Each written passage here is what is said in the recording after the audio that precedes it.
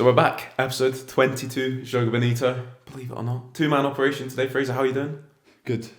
Yeah, no, it's a shame not to have our wee pal in the middle there. That wee pal. I know. I mean, he could be there. You know, just can't he's not got his booster seat this week. Come on, buddy. No, we're missing him, so he can take a bit of a slag and saying as he's not here today. So yeah, he'll be booing at the screen. It's important, but that is what Luke does every time he gets a slag in. He just goes boo. This is for our viewers. This is a new revelation. If we slag Luke, which obviously isn't much because he's perfect, but it's difficult to do. But on the odd occasion that we do give him a slag, and he just replies boo. I know, yeah. So I don't know if he's trying to give us a fright or. I'm like, damn, that's us back in our box now, isn't it? That's us still back in our box, boo. It always feels like we're at Fir Park. So at the end of a Motherwell Peterhead match. Were they booing at the end of that? I think I'm actually not sure. I think they were booing during it for sure. The Motherwell fans. Gogsy, mate, if you're watching, Gogsy, stop booing, please. All right, and we're in a familiar location to Gogsy, back at yours, at Fraser's gaff today. Love the pink wall behind us. You've kept your Ray Rover shirt up on the wall for it. I appreciate that. Always does. Do you want it down or no? You can leave it there. Is it? There it is up there. Is that it? In fairness, it's quite a nice top. To be fair, that is a beautiful top. That was our first home shirt under Joma. Joma? I don't know where that came from. Very Joga Bonito. Joga Bonito, obviously good friends of the podcast. So they reached out to us, wanted to do our kit, of course. Mr. Joma sent us a wee DM. Oh, look at that. I'd love to know what... I actually saw a Ray Rovers... I'll be honest, I don't actually use TikTok much, which it's funny because like we've done quite well on TikTok, all the content we've done, but I'm sort of in there a little bit now, Fraser. When I check it on the Joga Bonito account, and I don't know if you've been on the Joga Bonito account. I was today, actually. The first thing always will probably be like a wee rave video or something like that, and I'll be guilty. That's kind of me, like seeing what these like 15-year-olds do. And every single one of them pretty much has this song under, and I love it. It's like, do you remember when? You seen that before? No. Oh man, it's caught my head all the time now. But so I watched all these videos. Someone did what. And they nailed this, by the way. It's probably like a 14-year-old or something. If they're watching and they're not 14, I shout out at either way. Great content, keep it up. But they were like, what player does this shirt scream? Like, when you look at the shirt, who do you think of? And I was like, this is quite loose. Like, we've had a lot of players, quite a few long-serving players. Like, you look at any rave shirt, maybe say Louis Vuitton. They went through the last 10 years, smashed every single one. Like, every single kit. It's so synonymous with a player. It can't be 14 then. Maybe not. They could be just I don't know. Incredibly well informed and educated. But that just screams like Lewis Vaughan. Dylan Easton's first season, but it does real Lewis Vaughan. It's a hint. It's a node to the Bayern kit of this season with the stripes. Yeah, subtle, I guess a bit, very subtle, but maybe a little bit. But there's certain shirts. There's like we've got this one with these weird sort of like stripes all over it. Like swirl pattern, it just screams. I can't look at that kid and not think Kieran Bowie. That was his season with us. There's another one we got a horrible like. That was Joma's second season, I think, possibly actually. I'm not sure. I think Joma's first kit had this weird like triangle diamond on it, and I just look Manny Duku is all you can think of when you see that shirt. And the guy put it. John Fredrickson, bright pink one, from his iconic 3 games or whatever. I don't know why, and I was like, I agree with all of these. Brilliant shouts. So shout out to whoever. I should have got the name. I've let them down here, but shout out on TikTok. Yeah. It's the content I enjoy. Did you comment? Oh, no, I didn't know. On the Joga Bonito account. Like and follow. Great work. I know. They would have been starstruck. Yeah, you did. It was like us, the SPFL, commenting on our content the other day. Exactly. Shout out to the league. That actually is. That's quite cool. We didn't know what to reply. It took us a bit of conferring. We don't want to seem too like we want to have a laugh. Don't want to seem too cheeky to the league. Without the league, we'd be nothing. Well, exactly. What would we be here talking? That's about? Like what other competitions even are there? Yeah. You know, like, who was that? Was that Ian Maxwell? We ended up SPFL. Who said that? SPFL, to be honest. Shout out SPFL. we love the league. We do love the league. All these Neil Doncasters of the world all sort of mix. It's not Ian Maxwell's SFA, isn't it? Yeah. Anyway, we'll look. We should have done our. Should have cut and jump back in. Yeah. Shout out to this long list of people. We call it Mr. Admin. It could be a Mrs. Admin. I know. We did. It could be a Miss Admin. But we couldn't write Mr/Mrs. So yeah, it's a bit too formal for the TikTok comments. I know. So, but if it was a Ms, a Mrs, Mr, a Master, whoever it was, we do apologise, but we love your work actually. At the SPFL, it's great. Well, the league. Yeah, thanks for good everything leagues. that you do. Yeah, 3 good leagues and the Premiership. We appreciate it. But we've had Kilmarnock comment as well.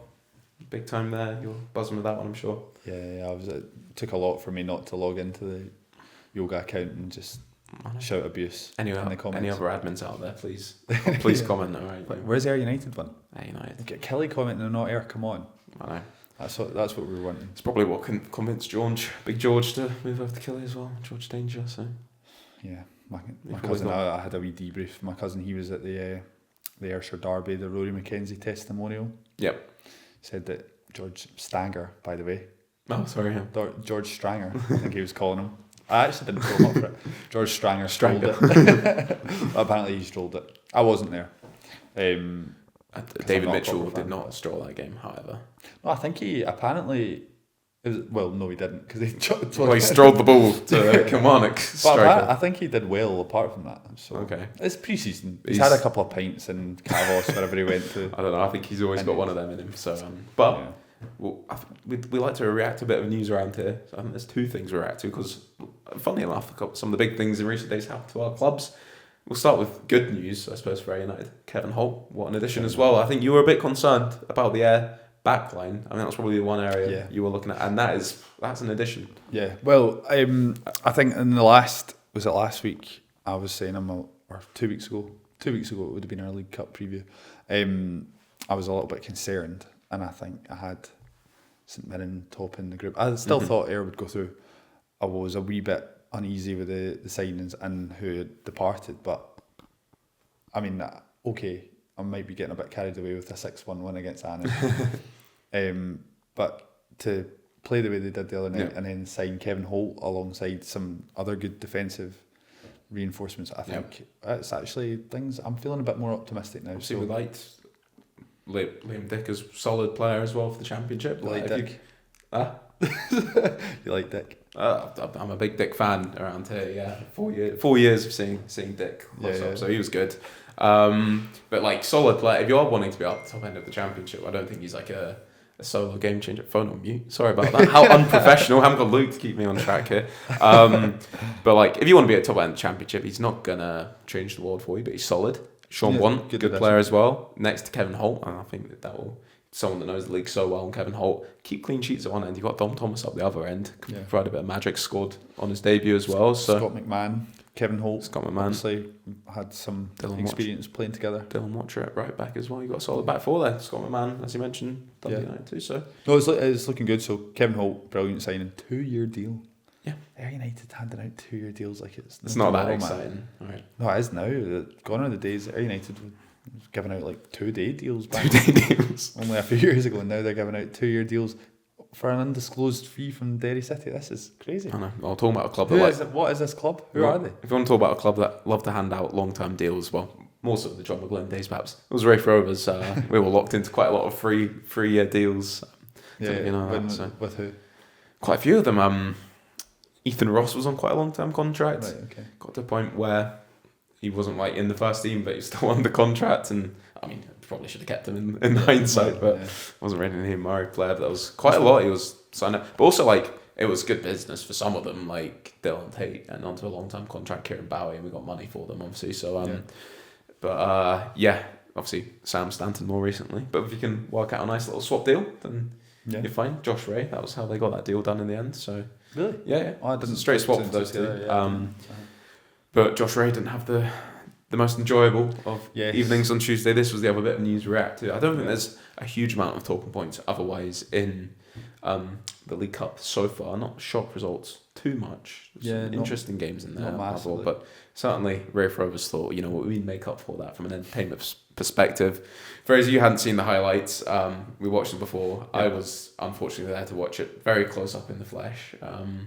I mean, from a Rovers point of view, but from a neutral's point of view, what a game! It is. It's a bit of a classic, certainly. That was proper football. Really, I wasn't utterly shocked by the result. We've seen a lot of East Kilbride players, from time in the Lowland League, and sort of weird enough to think that the Caledonian Braves beat them 4-1. Obviously, the club we were both involved with just in February.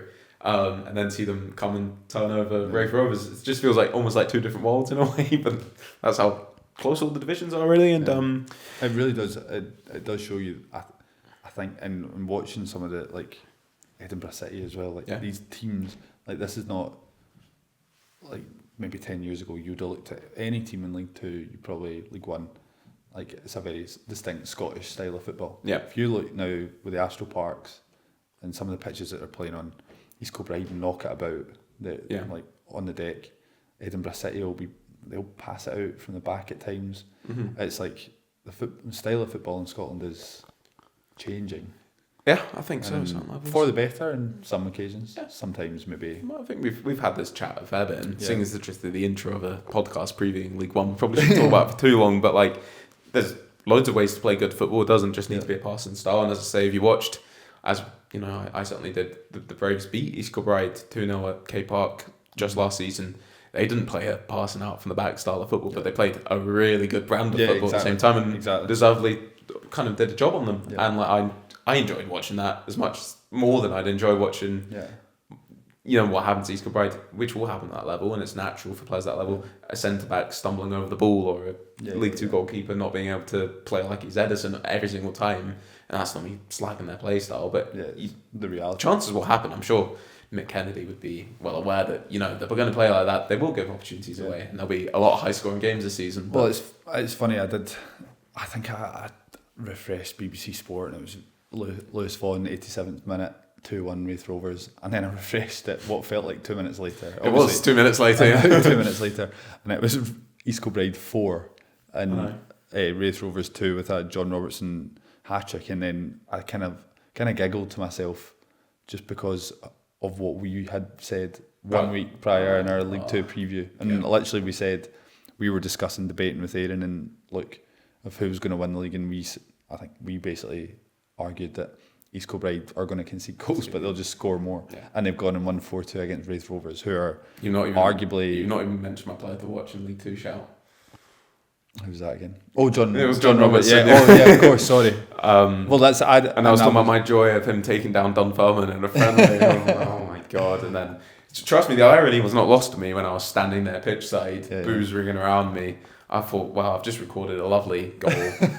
Lewis Vaughan, it's going to do great on the socials. It looks lovely, great celebration. The crowd arms up. Nope, that's not putting that up. It's funny. On social media. So I mean, it just shows you the ball knowledge that you've got, Callum. Unfortunately, so. And I stood to there the detriment of your team and your career. And I'll tell you, I've never done this when I'm recording something pitch side of what I'm doing. That's that's one of my other tasks. People watching podcasts, I guess they don't know. I'm following the footsteps of Luke, the best videographer I'd say in Scotland. Without.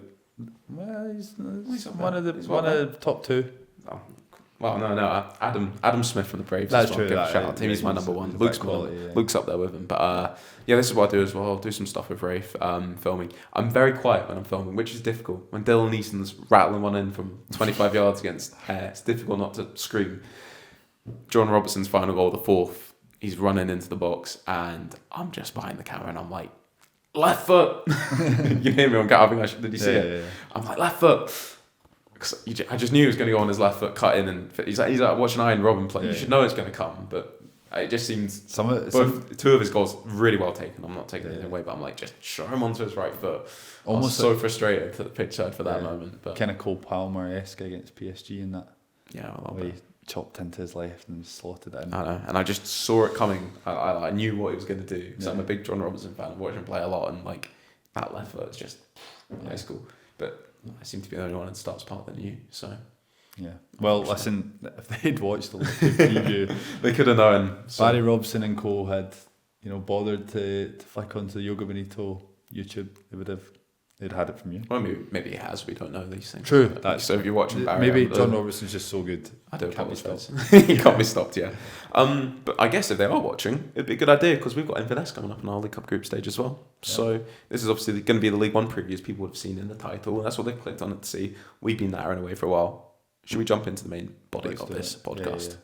I'm looking forward to this. So Fraser, we're going to be looking ahead to League One. Obviously last week we covered everything at League Two. League One, this is an exciting division as well though. I didn't think of it as exciting as it was until I started doing a bit more research into it this season. Yeah,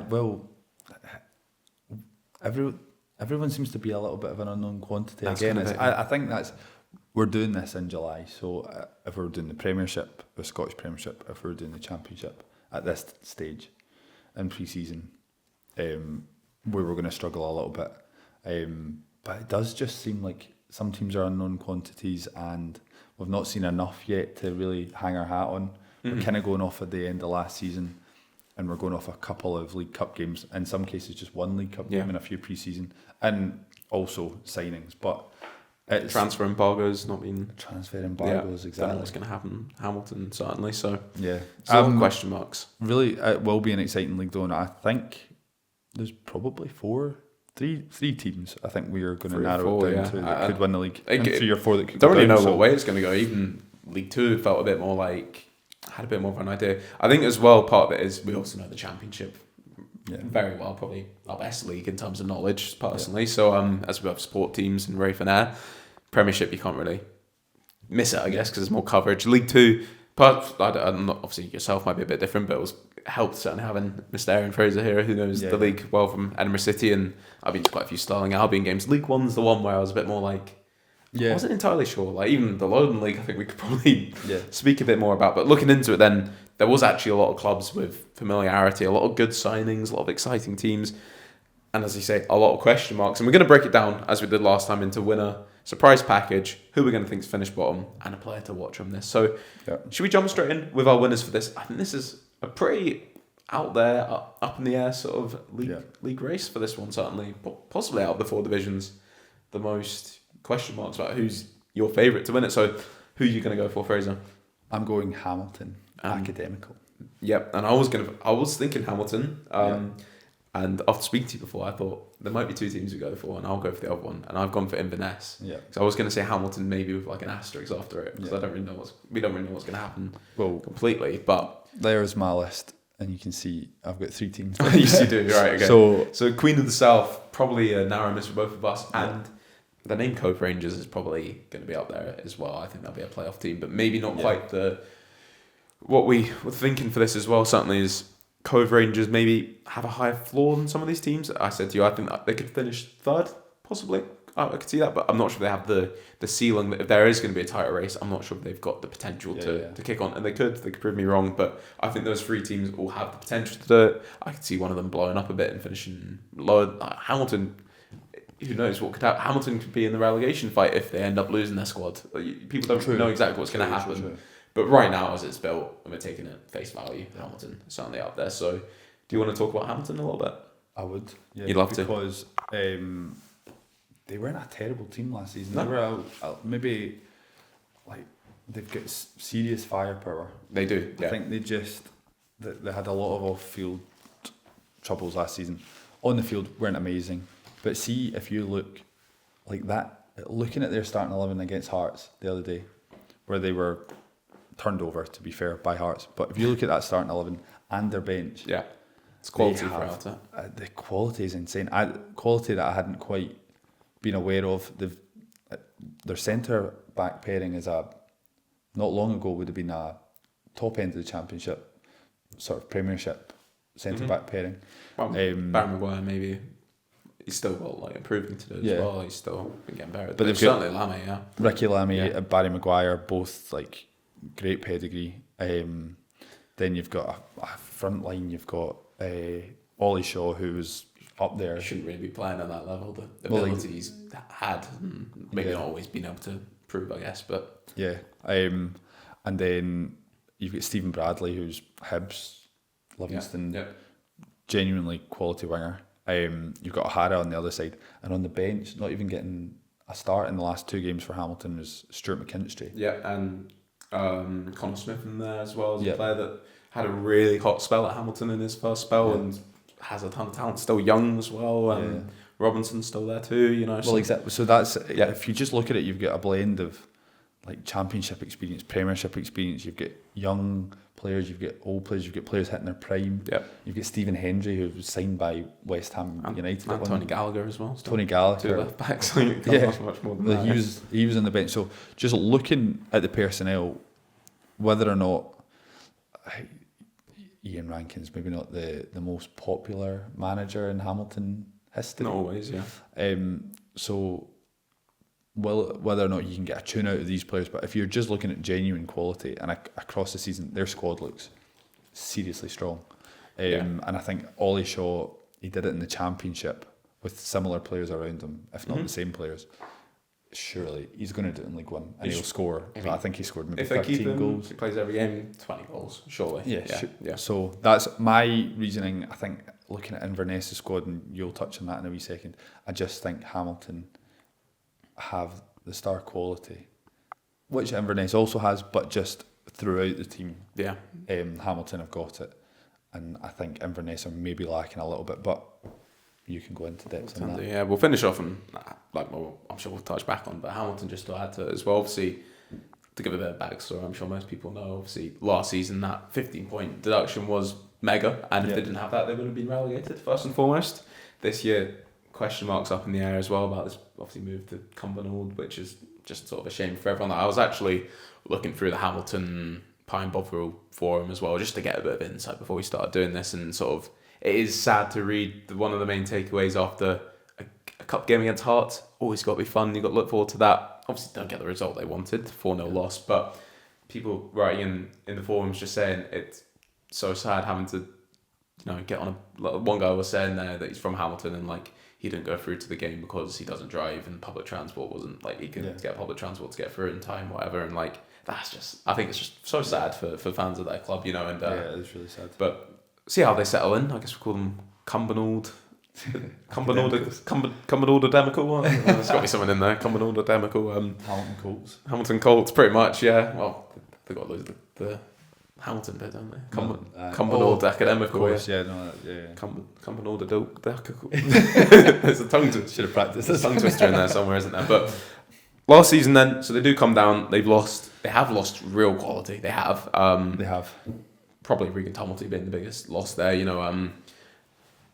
Good signing for St Johnson, definitely. As soon as I saw he could be on his way out, everything going at Hamilton, I was like, Rafe, get on the phone for that. But we'll talk next week. J Rowe, he's the man. Right back, we're fine. Don't worry about that. They lost Jamie Barr-Jonas as well to Airdrie, Ewan Henson as well, Sean Ginty. I think all three of them have signed for Airdrie. I might be wrong. I think so. I'm not actually sure, yeah. I think all three of them did.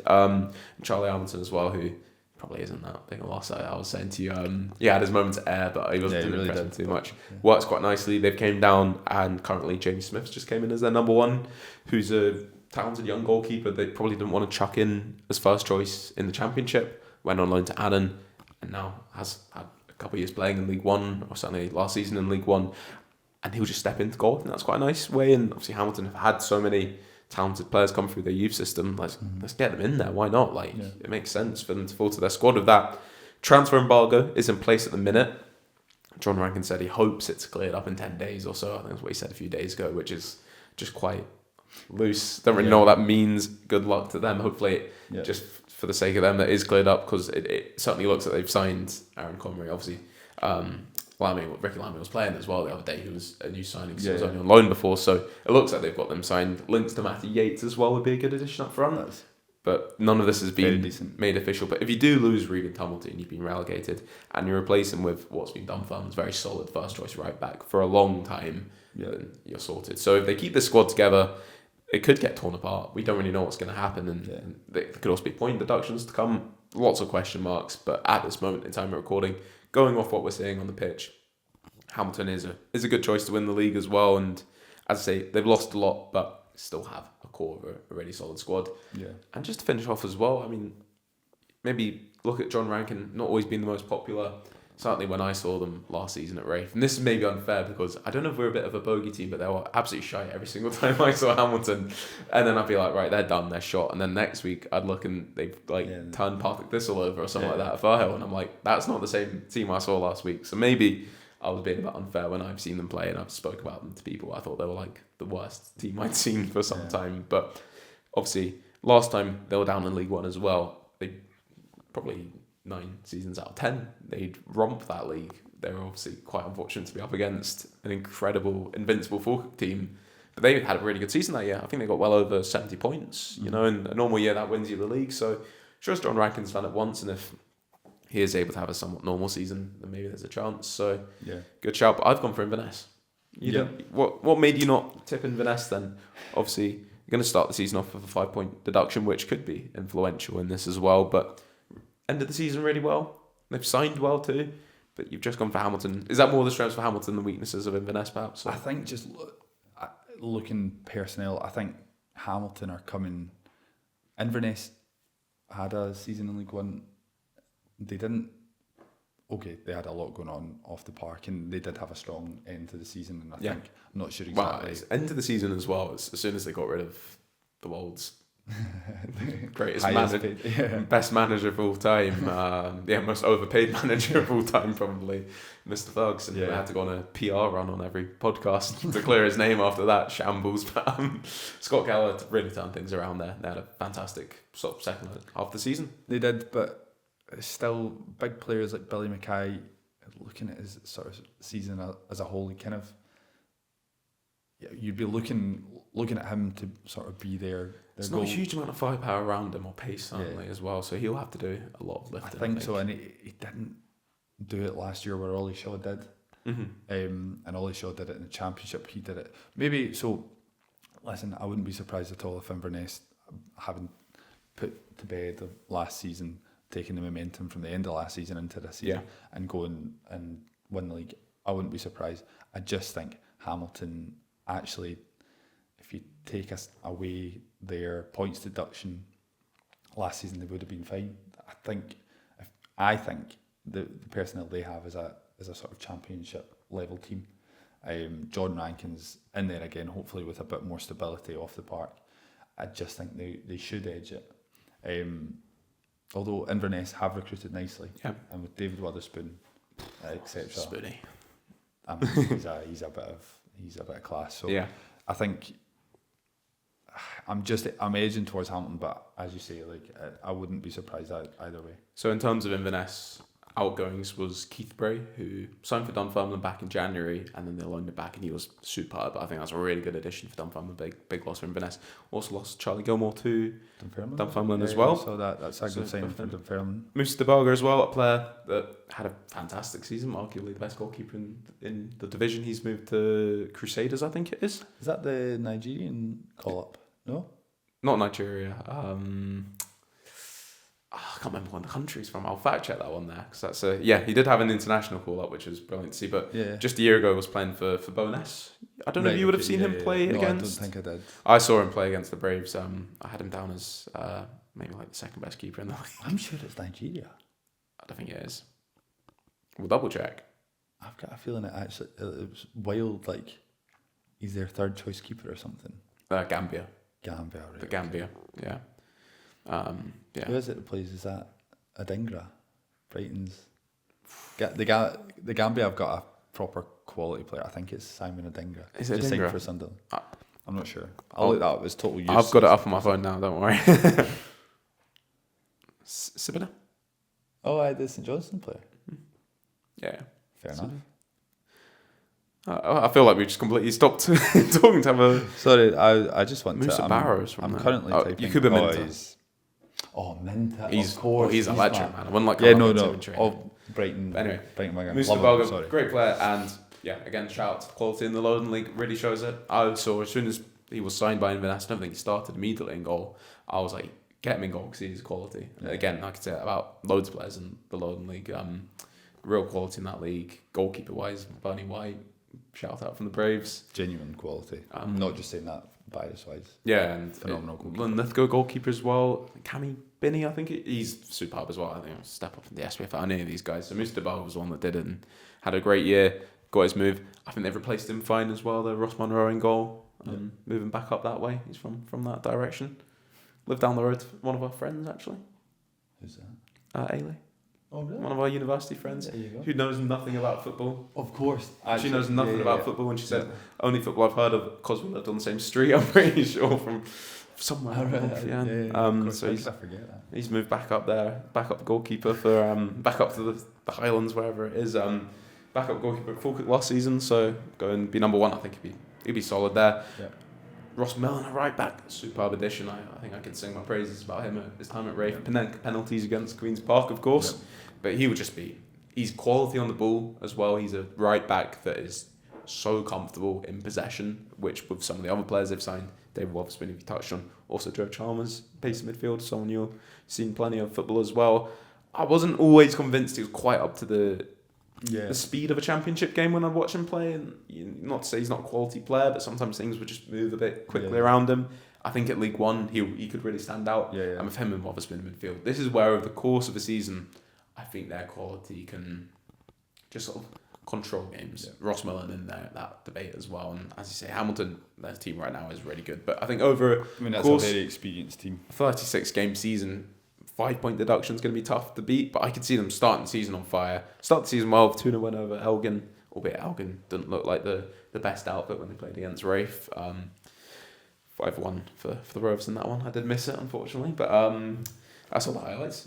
We look quite good. But yeah, I think they'll be all right. Alfie Babbage obviously gets a lot of talk on this podcast. He does, yeah. Scored a lot of goals. He'll be a loss too because they had him on loan last season in that good run. But I love the quality. He at now, actually? I think he's just gone back. Is he back at Aberdeen? I reckon the Championship team might get him in on loan. So surely.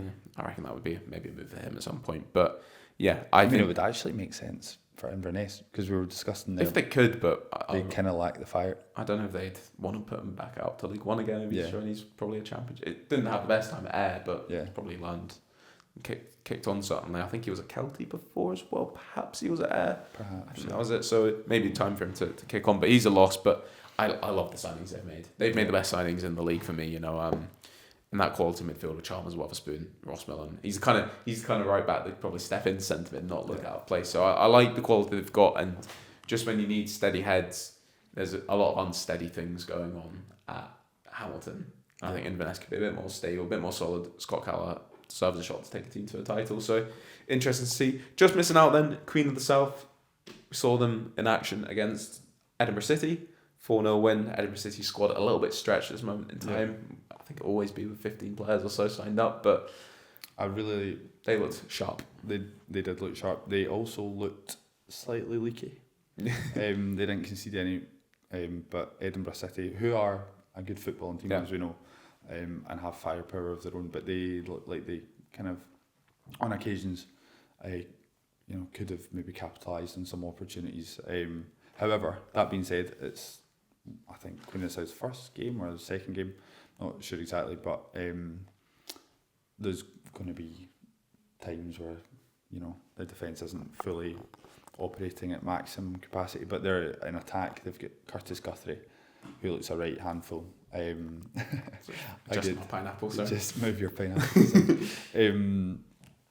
He looks really good. He's a big imposing striker. He's played in the Premiership with Livingston. Didn't score many goals in the Premiership. But he was banging them in League Two though. But what you could National say, League. if he's moving into League One, this could be where he obviously played Premiership games for a reason. He maybe a bit more of a utility man up there for Dave Martindale. But 42 games, you do like I know you don't play that many games without some quality. Maybe the goals didn't come, but League One could be a chance for him to power a little bit. Yeah, and against, I showed you, I had to show you the goal because the first goal for Queen of the South was a back heel flick from Curtis Guthrie, sort of twisted. I mean, it wasn't a worldie by any stretch. It was lovely. It was a really lovely, clever finish. And I think him getting on the end, and now this is where it's important. You get Kai Kennedy, and then you get Smith on the other side, the two young wingers. Smith had come from Man City and Swansea academies. You've got Kai Kennedy, who most of the viewers will know about Kai Kennedy at Rangers, Wraith Rovers, etc. He's coming into rich vein of form. So I think Curtis Guthrie... Jordan Allen up front as well with him. Yep. He's a quality player as well. I liked him. I thought Falkirk might be a good move for him to kick on. Just didn't quite work out for them. I mean, it was an unbelievable Falkirk team he was in, and it made sense when Ross McKeever sort of said that that's my swap, number 9, and he had the loan spell last season, did well, and came back in. He'll score goals as well if he's confident and firing under Peter Murphy. So I think that team will score goals. They scored 4 against Edinburgh City, and they clearly attack quite well. Full-time outfit as well, of course. So, I don't know how long they've quite a few seasons in League One now. They'll probably need to. There's only so that maybe sustainable for so long, But obviously they'll be looking to make work up. But Peter Murphy's done a good job. They had spells last season where they showed their promise, and if they can make those spells a bit more permanent, then they'd have every shot of pushing up the league. So I think not quite tipped them. Harry Cochrane a big loss as well. Signed for Arbroath. I saw that. Yeah, he was on trial at Ayr United. I thought he might have got a higher sort of championship move, but go to Arbroath. And I think from the Ayr United sort of forums, I think he played well for Ayr, but didn't. I think the consensus was that he wasn't a standout. He didn't come in and really set the head of the light. So Arbroath, really good move, step up in class, I guess, for him going up a league. But yeah, it's still young. He's still young, so I guess you don't really. Yeah. You think that he's been around for so long, which he has, but he's still, young 20s, so plenty of improvement there. So yeah, I agree. Queen of the South could be an interesting package. I think we'll move on to our surprise package now, because there's going to be a bit of crossover. Who's your surprise package? I'm going for Peterhead.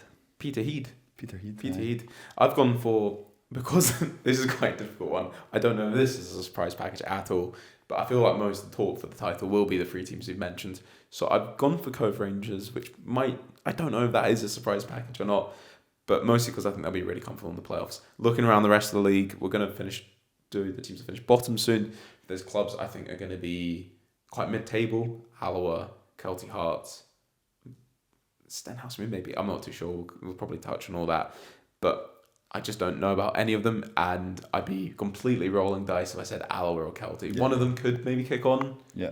I don't know. I like Andy Graham at Alloa. Yeah. I'm aware. Interesting what happens with him at Celtic as their manager, but I'm not confident in talking about any of them to say this is what's going to happen, because I'd be lying. No one likes a liar. So I've gone for Cove Rangers because we'll come on to Peterhead then. I think Cove's quite a good place to finish off, because we talked about the teams that we could see winning the league, 3 of them. Cove Rangers could possibly get their name in there as well. They've not had an incredible sort of summer of business or anything like that. They've lost Connor Scully. Quite surprised he's gone down to Fort Martin as well, which is he stayed up in the Highlands as well. I feel like there's some real Highland slander as well, the way I talk about them. I don't mean to be rude at all, I promise. But Fort Martin, they've also signed Rory McAllister as well, so they've got a bit of an old super team building. But I mean, he's only 32, Connor Scully, as I say, so plenty to offer. He's been so good for them for a long time. Nick Suman as well. I don't know if you saw he signed for Aberdeen, the goalkeeper. Did he? Australian, yeah. Which is a fun move for him, I guess. Staying in Aberdeen as well, which is good business. But then they've signed Robbie Much, who I think he's capable of being a really good goalkeeper. Yeah. I liked Robbie Much. Yeah. You're right. I didn't see too much of him at United. No. But good goalkeeper. Certainly for League One. They started off with a 1-0 win against Spartans in the League Cup as well. Players, Declan Glass, I think on his day is capable of being the best player in League One. Yep. I think he's that good. So much potential in his career, and it's a shame he's just not quite kicked on as much as he possibly could have. They've still got Mitch Megginson, Fraser Fivey. When I was making my notes, I was actually putting them two down as sort of a weakness for why they might not win the league. But then you're actually just reading these two names out and saying, wait a minute, Mitch Megginson and Fraser Fivey are quality.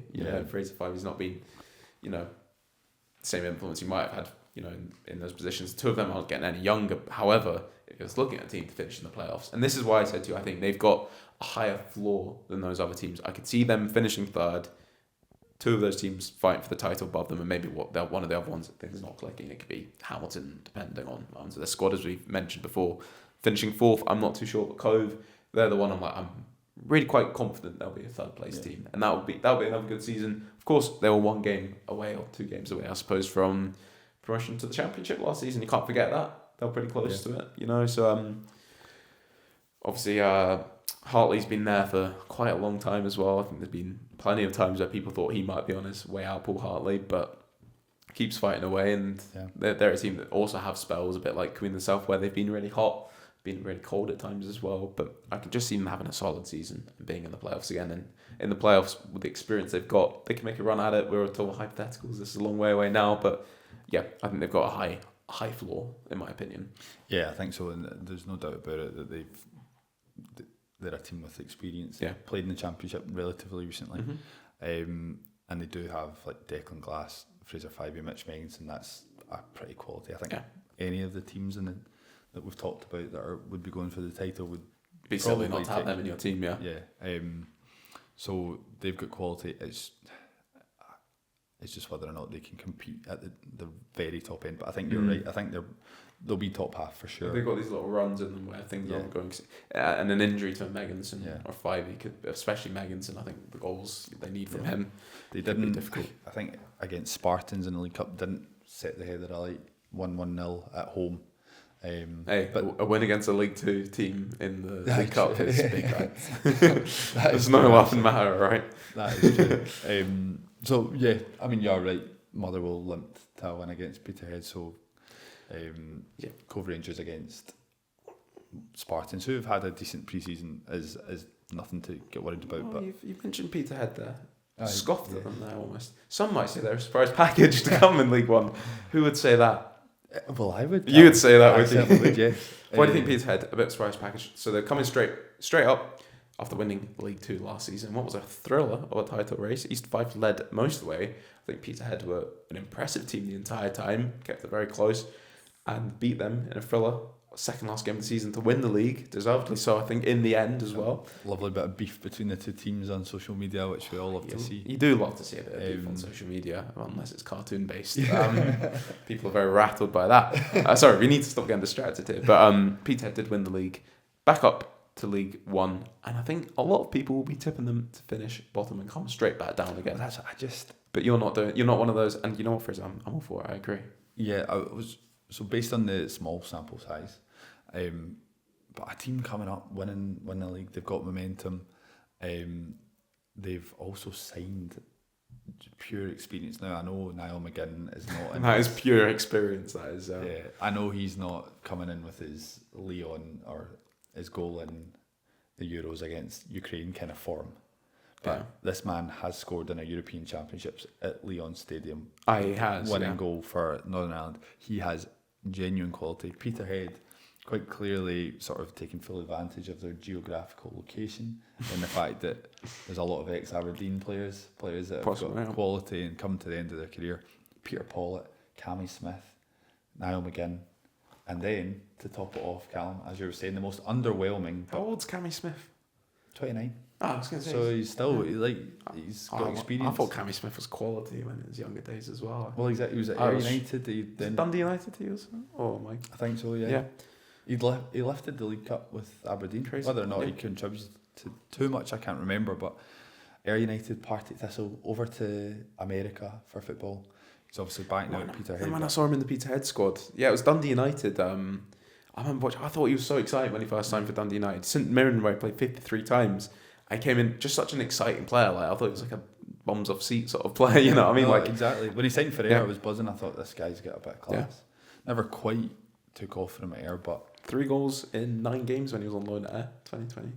That's a pretty good ratio. That's not bad at all. A massive amount of games, but 3 goals. Then he signed permanently and maybe didn't kick on quite as much, but he's like genuine quality, and him alongside you've got Peter Pollitt, Niall McGinn to come off the bench, or if he can get up to fitness. He wasn't great at Morton last season, that's all I'll say. If you're getting that, but he's down, but League One might be stepping down a level. And then, as I was going to say, the most overwhelming piece of news for any Peterhead fan: Kieran Shanks signing a huge deal. A huge deal because he's got goals in him. After months of uncertainty as well, there star strike. If you're not too familiar with Kieran Shanks, scored 10 goals last season. It's not like he burst the net, but he showed his potential as well when he was playing non-league football. I don't even remember that story, Kieran Shanks, where I will look up where he was playing, but his goal scoring ratio was like beyond scary, and got signed up by Arbroath at the time. Right, took the step back down to Peterhead and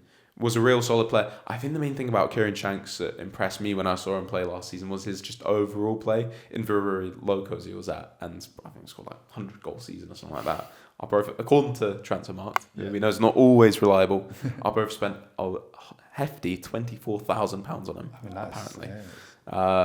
I don't know, take that with a pinch of salt, but 23 years old, he's got a great game about him. 10 goals last season, all summer long. No one knows what's happening with him. Manager Jason Brown was saying, "We don't know what's happening with Kieran Shanks." Question marks. I'm reading every single night. I'm on the forums, refreshing on the Pine Bowl forums. What's happening with Kieran Shanks? This is what weirdos like me do, Fraser. All right, League people love League 2, League 1 like me. Kieran Shanks, where's he gone? What's happened? No one knows. Mystery. An hour before they play Motherwell in the Cup, just to tweet out, "Oh, by the way, Kieran Shanks has signed a new contract." I'm like, oh my God, it's like some way of announcing it. He's on the bench tonight, so we've got to announce it, I guess. Yeah, I'm like, come on, I'm waiting for some full reveal video. I would have been in tears. I tell you, I'm invested in this. But it's kind of 2 fingers up to this modern, announcement video. Hey. We're here for football. We're not here for showbiz. You start this podcast off by praising the work of videographers up and down the country, and you're like, no, I'm saying that. I'm not saying this is not my belief. Oh, this isn't. This is from the perspective of the right. the the Peterhead hierarchy. Yeah. They're thinking, no nonsense. I reckon it got to an hour and a half before kickoff. They're talking to the coaching team, right? We got the team sheet. Kieran Shanks is on the bench. Fuck, right? How can we announce this as quickly as possible? Get a picture up. 720p, it'll do, you know. I'm putting his socks on in the changing room. And yeah, unused sub in the end, I think, wasn't he? Yeah. So yeah. Maybe if they'd used him, he might have nabbed a. Well, he might have got the winner before the Motherwell did, but yeah, he wasn't. They quite looked good. He scored a nice goal. Yeah. Nice little goal from. And sorry, I was just going to describe the goal. It was a big lump downfield, but I can't quite remember. It was their midfielder just flying in with a bit of pace through 1-on-1. Motherwell defenders were at 6 and 7, so they looked decent. They looked nice and compact. They obviously frustrated a good Motherwell team. Yeah. And they've got pedigree and firepower, and I just think they could just ruffle a few feathers. They took a bit of a heavy loss to Morton in the first game, but yeah. Green and Morton's a solid team as well. But one signing they've made as well, we not mentioned as well. When I was like, oh, that's a good bit of business. Was Craig McGuffey coming in as well? Someone that United and had a short spell at Rafe, which wasn't too fruitful, but certainly he's caused issues at League One level before. That's a good signing for a League One team. He can be a bit of a difference maker in games to what is a solid squad they've kept the core from last season. When you're talking about Cove having a higher floor but not as high a ceiling. This boy, Craig McGuffey, has the highest ceiling. Yeah. But unfortunately, quite a low floor. But my point is, what a player at Ayr United was just technically so gifted. Scored goals. Scored a goal at Easter Road in the Scottish Cup against Hibs. Remember that one? Absolute beauty. He scored from his own half for Falkirk. He could keep the ball off you in a phone box, but he could also just go missing in games. So I think that's his problem. But if he can get into form with Peterhead, interesting one. I think he's a Troon boy. Don't know where he's been living recently, but if he's going from Troon in the southwest of Scotland to Peterhead in the northeast of Scotland, that's quite a big journey. So, but very, very technically good football player. So if he can get a tune out of him, then he's a fantastic signing. Yeah. So I agree. A lot of people are tipping them for bottom. If things do start going wrong, and you know how these things, if they lose all their momentum from last season, and the season becomes a bit of a sludge, there's a chance they could get dragged into it. But I agree. I could see them just having that quality to push on. And the main thing, I saw them, I was lucky enough to see them live as well against Stirling Albion in a game. It was a thriller in the end. They won it last minute, but they probably should have had the game dead and buried if it wasn't for Derek Gaston in the Stirling Albion goal, making a plethora of saves throughout that game. Stop that. That's one of my favourite words. I love it. It's a good word. Yeah, it's a good word. But they had so many chances in that game, and I'm like, they had a lovely play style, and if they keep that up, I could see them, pulling on the table a little bit. People saying them rock bottom finished last. I saw that a bit on Pie and Bovril. I kind of disagree, and I'd like to see them do well. Yeah, I would like to see the sort of reasoning behind that. But listen, we can't rule anything out. They might. I think last time they were in League Two, to be fair, they stunk up the gaff. They were awful. So hopefully they'll be better than that this time. But to finish bottom, then, to be fair, this isn't a black and white debate. So this is probably why people put Peterhead bottom. I can see why, because there is no one ready to finish bottom. I've kind of thrown a dart at this one. I don't know about you. I have in a way, but my head is kind of like, it's a bit of a head and a heart. I've sort of just, from some weird thing in my gut, I've just said it. But when I think about it in my head, I'm like, it doesn't make any sense. I can see it not happening. I've gone for East Fife. Dick Campbell's army. Have you don't believe in the bonnet? I'm going for Montrose. Sorry, the team just totally left my mind there. But Montrose. Yeah.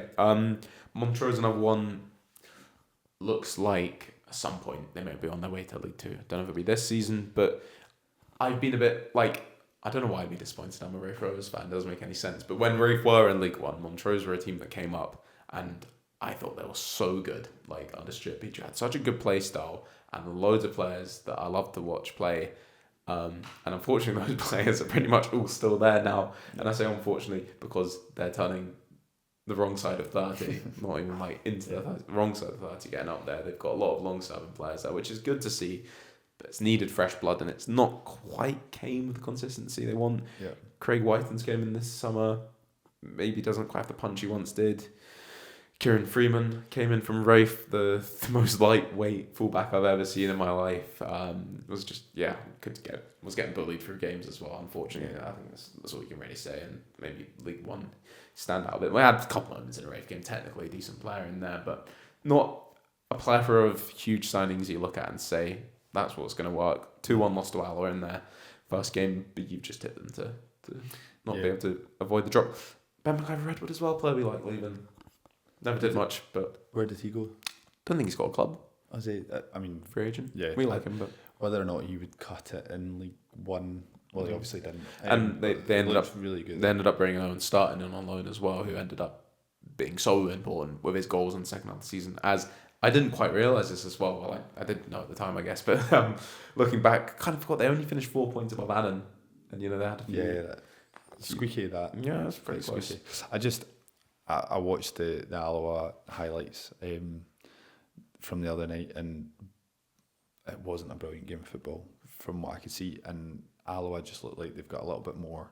And Montrose they didn't look great. And the goal they scored, but it was a deep free kick header from the centre back Kerr Waddle, who looked a wee bit sort of sluggish, like he had his lead boots on throughout the game. Next to a 40-year-old Sean Dillon, well, Sean Dillon was on the bench. Was on the bench? Yeah, so they just didn't look potent up front.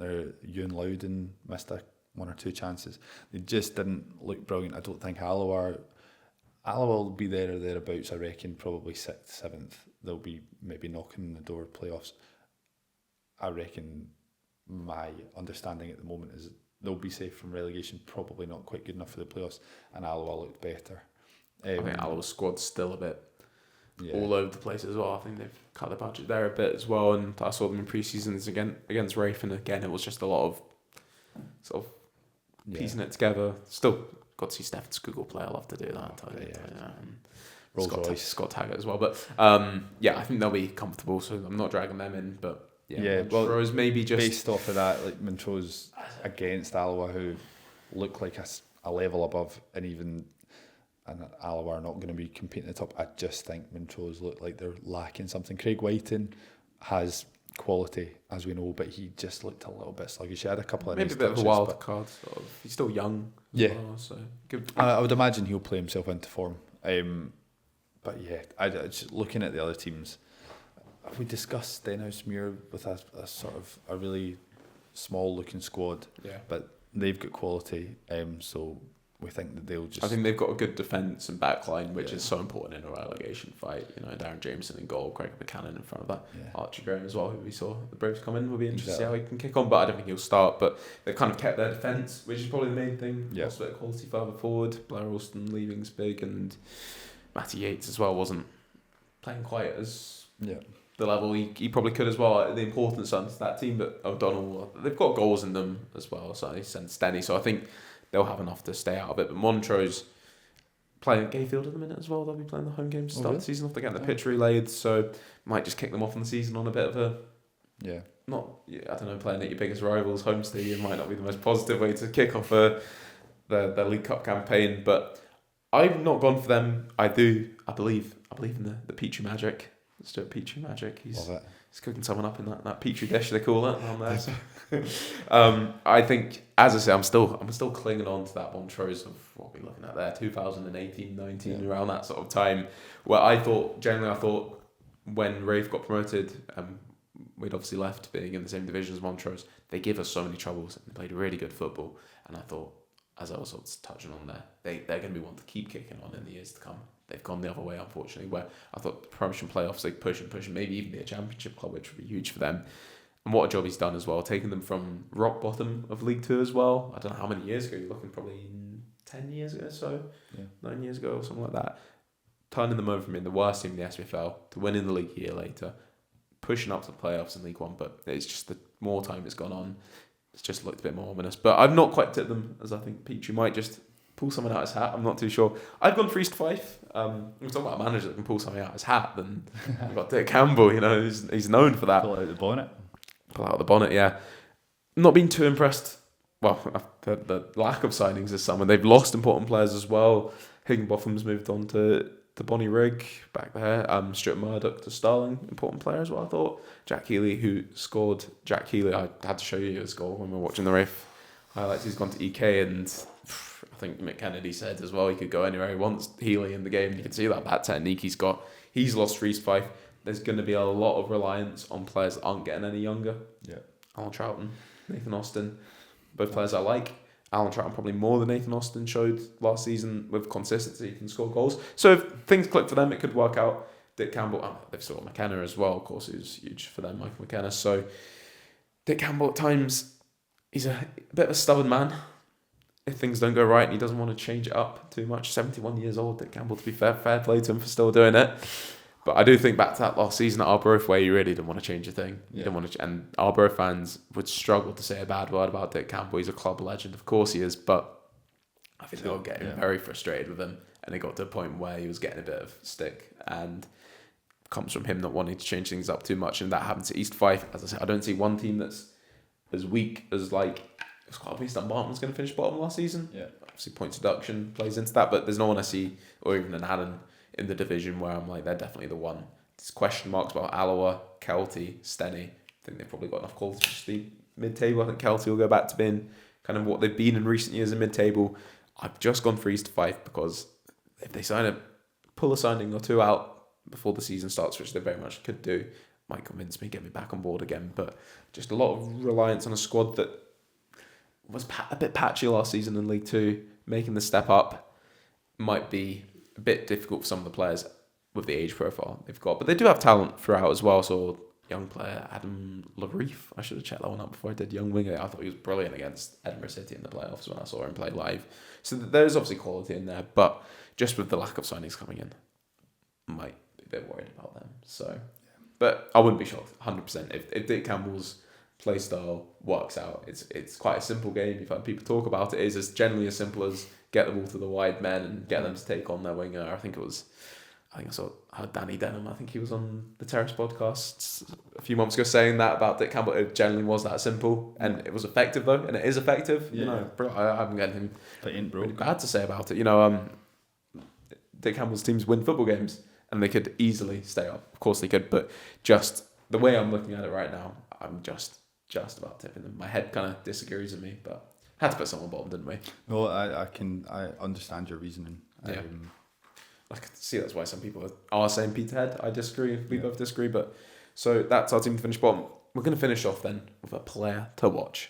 You've name dropped yours already. Yeah. I've kept mine quiet. Yeah. Kept mine under my bonnet. I am Kai Kennedy. You said Kai Kennedy. I kind of wanted Kai Kennedy as well. Yeah, I did. Phenomenal choice, and I've gone for Aaron Arnott, which is just I've tried to not go for. There's so many big names in the league. I said to you, could I choose David Wotherspoon? And then I thought about it and I was like, what's the point? Yeah. Talking about someone's, we know he's assisted goals in domestic cup finals just a few years ago. Joe Chalmers is known, Ross Millen's known. I love Ross Millen. Yeah. People know. And that the Hamilton squad. It'd be boring if I turned up and said Ollie Shaw. So I've gone for Aaron Arnott, something a bit different, but we're going to touch on Kai Kennedy first because I think he would have been my choice as he's a player when he's confident, when he's playing. I think his career's had a bit of a, I don't know what's the word. A bit of a lull, maybe? But I think it's starting to pick up a bit of renaissance for him. What you were saying, sorry. Yeah, it's picked up a little bit. Is renaissance the word? I would say so, yeah. Maybe he's a bit young for a renaissance. He is, that's why I don't want to say it. But he's supercharged. He has almost had it a little bit where so much hype down and then just confidence. Kai Kennedy, wow. Like, generally, wow, what a player he is. So. He's a bit of quality, I think. Queen of the South, he'll be central to their success. If they're to have any chance of winning the league, he's almost kind of in that Callum Morrison mould. I think he'll score goals, he'll whip balls in, he's quite technical, very good player. I don't think he's ever quite had that in product. If he could add it consistently to his game, then you're laughing, But he's obviously schooled at Auchenhowie, so he's played with quality players as a youngster. And now at Queen of the South, he's found his form. And from watching the Edinburgh City highlights, he was just full of confidence, full of energy. Every time he got the ball, he had his head up. He was looking for something. He was whipping a ball in. Even if his cross in doesn't lead to an assist, indirectly sort of gets recycled. It'll go back in. He's the sort of the key to unlocking these defences, whether it's directly, indirectly. He gets things moving. So yeah, I'm really looking forward to it. He's 23 now. Yeah, still young. So he's sort of hitting that great age. Great age. Great age. In football, that is a great age. My favourite age. Yeah, I think. It really like all jokes aside, 23. If you're hitting 40, it's a great age. Yeah. The speed he's got, like he's about to start sort of hitting his peak years, and it looks like he's just he's capitalising on that potential that he once had. That potential he has is the thing you need to touch. Obviously, very highly thought of at Rangers as well. You can see why the technical play he's got. I remember Kai Kennedy, the season, I believe it was the one completely played behind closed doors COVID season when he was at the Rovers, and the first half of the season he was at Inverness and he absolutely tore us a new one when he played against us, and I thought this guy is something special. Rangers recall him, January comes around, I'm watching this closely, and then he joined the Rovers on loan, and I was like, wow, there we go. This is the guy that's Inverness in general used to have this hoodoo over Rafe. 20 plus years we went without beating them, and it felt like Kai Kennedy was just he had his own chapter in that from that one season. So when he joined us, comes in, makes his debut, Hearts away in the league. Obviously Hearts were running away with the league. We were 3-0 up in that game, first half, away at Hearts. And I don't think I could even say the words on this podcast to describe what he did to Michael Smith in that first half, because it was brutal. Michael Smith, Northern Ireland international, and he just got turned inside out by Kai Kennedy. Honestly, he was phenomenal in that game, and I'm watching that. Craig Gordon's in goal. He's conceded a back heel to Gozi Ugwu, the striker. Gozi, I think Gozi was his first name. Yeah, Ugwu. I loved Ugwu. Great player. Back heel in it. Yeah, and Kai Kennedy was genuinely electric, and I saw him playing. Now this guy's going to be a Scotland international in a year or two. As that season went on, it was only the second half of the season he was with us, just tailed off, and it's a shame to see really the way he was playing at Inverness, and still had moments. One of the most memorable Rafe games in recent years was in that COVID season behind closed doors where we beat Dunfermline 5-1. Any chance to mention that?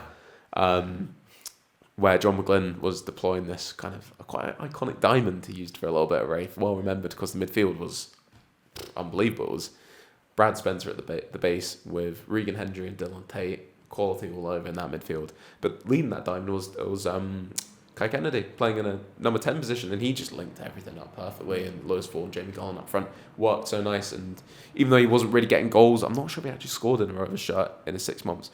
Sort of left, and I don't think we're probably pushing to get him back just the way he tailed off.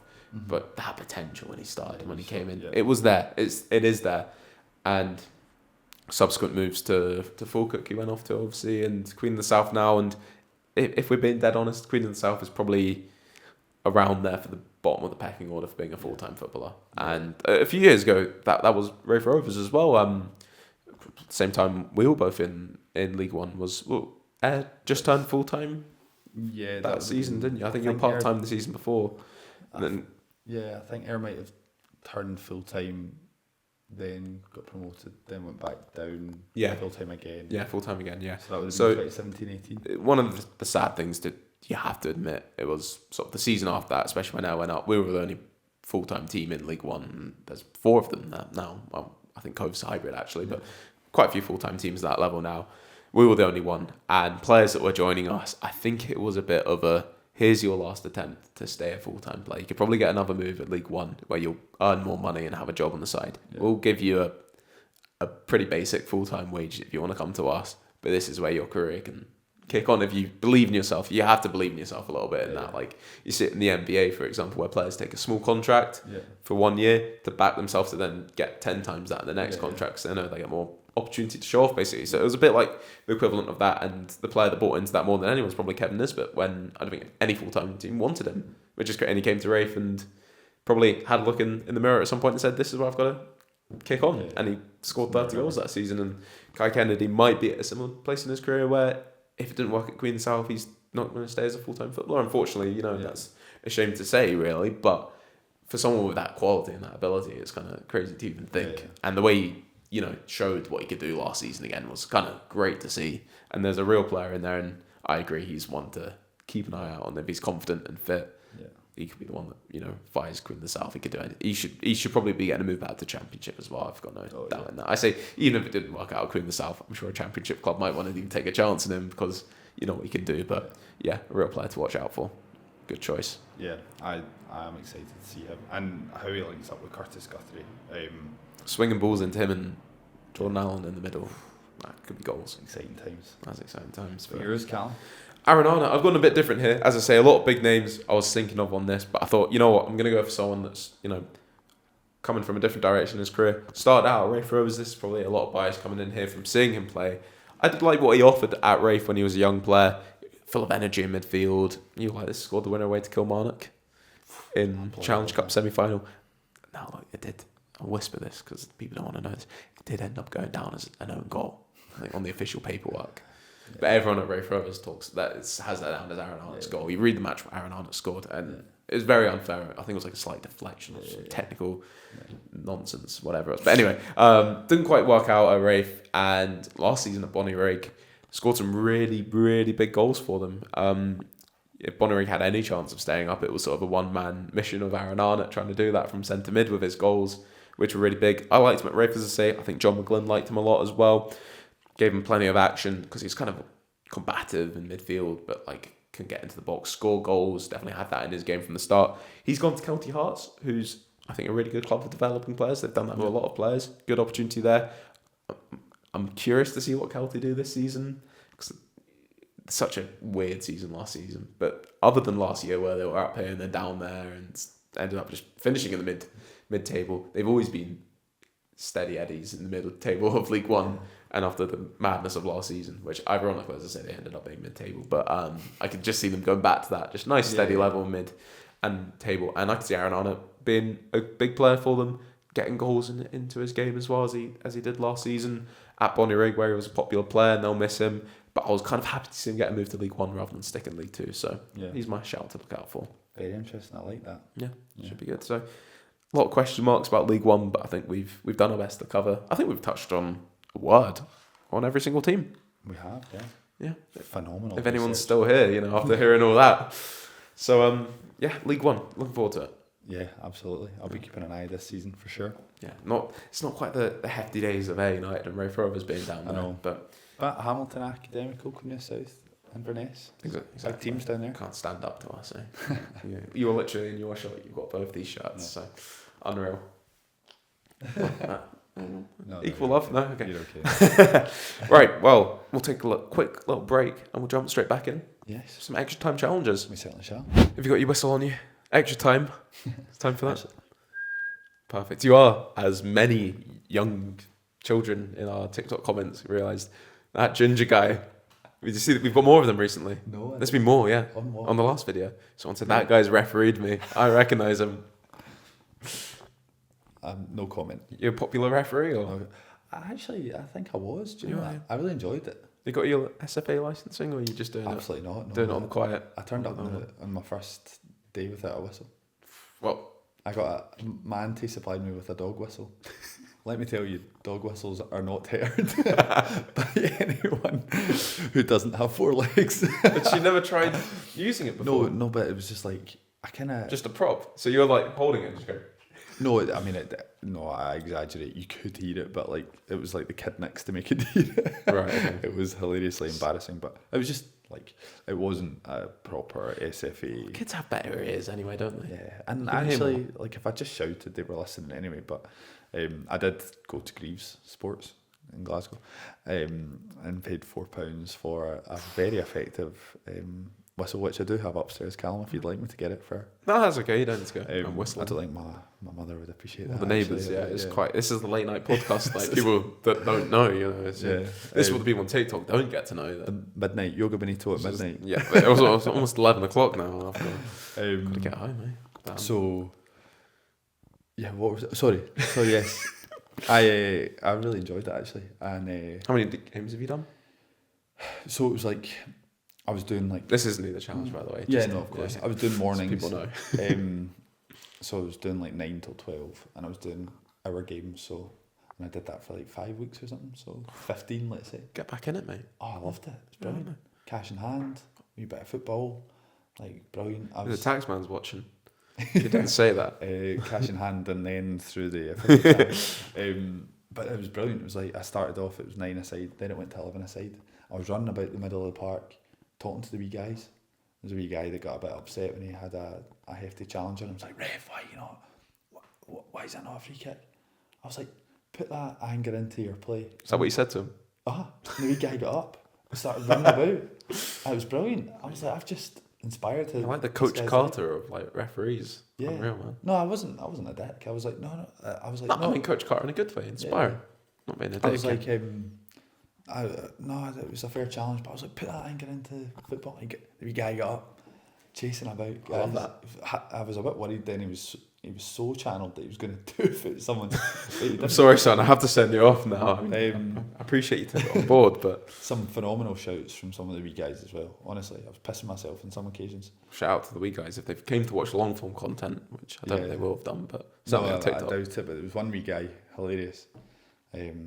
Wasn't a goalkeeper, but he'd gone in goals for the good of his team. He was actually the son of the coach, and the coach was probably my favourite coach. Good guy, funny guy. But they weren't particularly good, this team. They kind of got trounced every week. They scored 1 goal in an 11-1 loss, and they absolutely celebrated like they'd won it. I respect that. And I loved it massively. I was actually celebrating. I was like, on his goal, man. Loved it. You're not meant to do that. This wee guy. I'm going to report you for that. You're not meant to celebrate it. The funny wee guy. The referee. I know, but I really hope they're not watching it now. But this wee guy went in goals, full of chat, jokes, hilarious. And then he was taking a shot from distance. The ball bounced in front of him, bounced up, hit him in the face, and then rebounded out. And he was like, ref, stop the game. My lip's bleeding. He bit his lip because the ball had, and I was like, I don't know if I can stop the game for that, mate.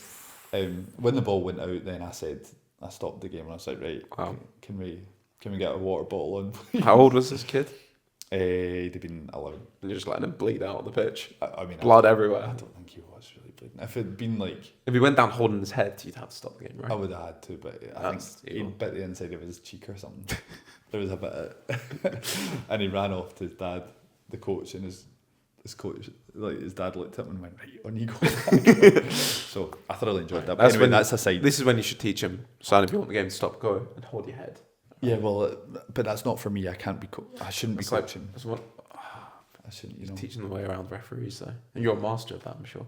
Oh, One of my favourite is when a player completely handles the ball and then goes down and holds it head. Like, it's like, they never believe it. It's brilliant. That's one of the things VAR is just you're ruining from the beautiful game, you know, the Joga Bonito of the game. The dark arts. Anyway, right, we've got some challenges to come up. We do. So I'm going to let you tell us what we're doing for this first one. Okay. So, how are we opening this again? We're going to name the most popular players from these SPFL clubs, of course. So that was just me putting it back in my brain. Okay. I was distracted by the fact I was a referee. But we're going to name the most popular players from these SPFL clubs to have featured in the last 10 years. Yeah, looking forward to this one. We've got 4 random teams. 4 very random teams. Very random teams. They're always random. They are quite random. But first up, Callum, Hibs. It's got to be Sir David Gray, manager/player, cup final goal scoring hero. Yeah, we had a couple of options here. More than a couple. Plenty. Rhyme them off. Go. Lewis Stevenson, Paul Hanlon, John McGinn, Martin Boyle. Fraser 5. No, I'm joking. But they're phenomenal. Really quite good. It's interesting that you went for the Wraith Rovers. Jason Cummings, yes. Anthony Stokes. Cup final hero. Dylan McGee. Conrad Logan. But Callum, Roly forget them. Darren McGregor. Darren McGregor, yeah, it's another good one. But Sir David Gray, I think, just supplemented by the fact that he is a tactical genius. There's that as well, as he's got a big, beautiful bald head. Yeah, which just fired that ball into the back of the net, and the Hibs fans' probably greatest moment in history. That's what gets him this tie break. Lewis Stevenson, you know, all-time appearance holder, I believe. Yep. Double check that, sorry. Double fact that. Only player in Hibs history to win both cups.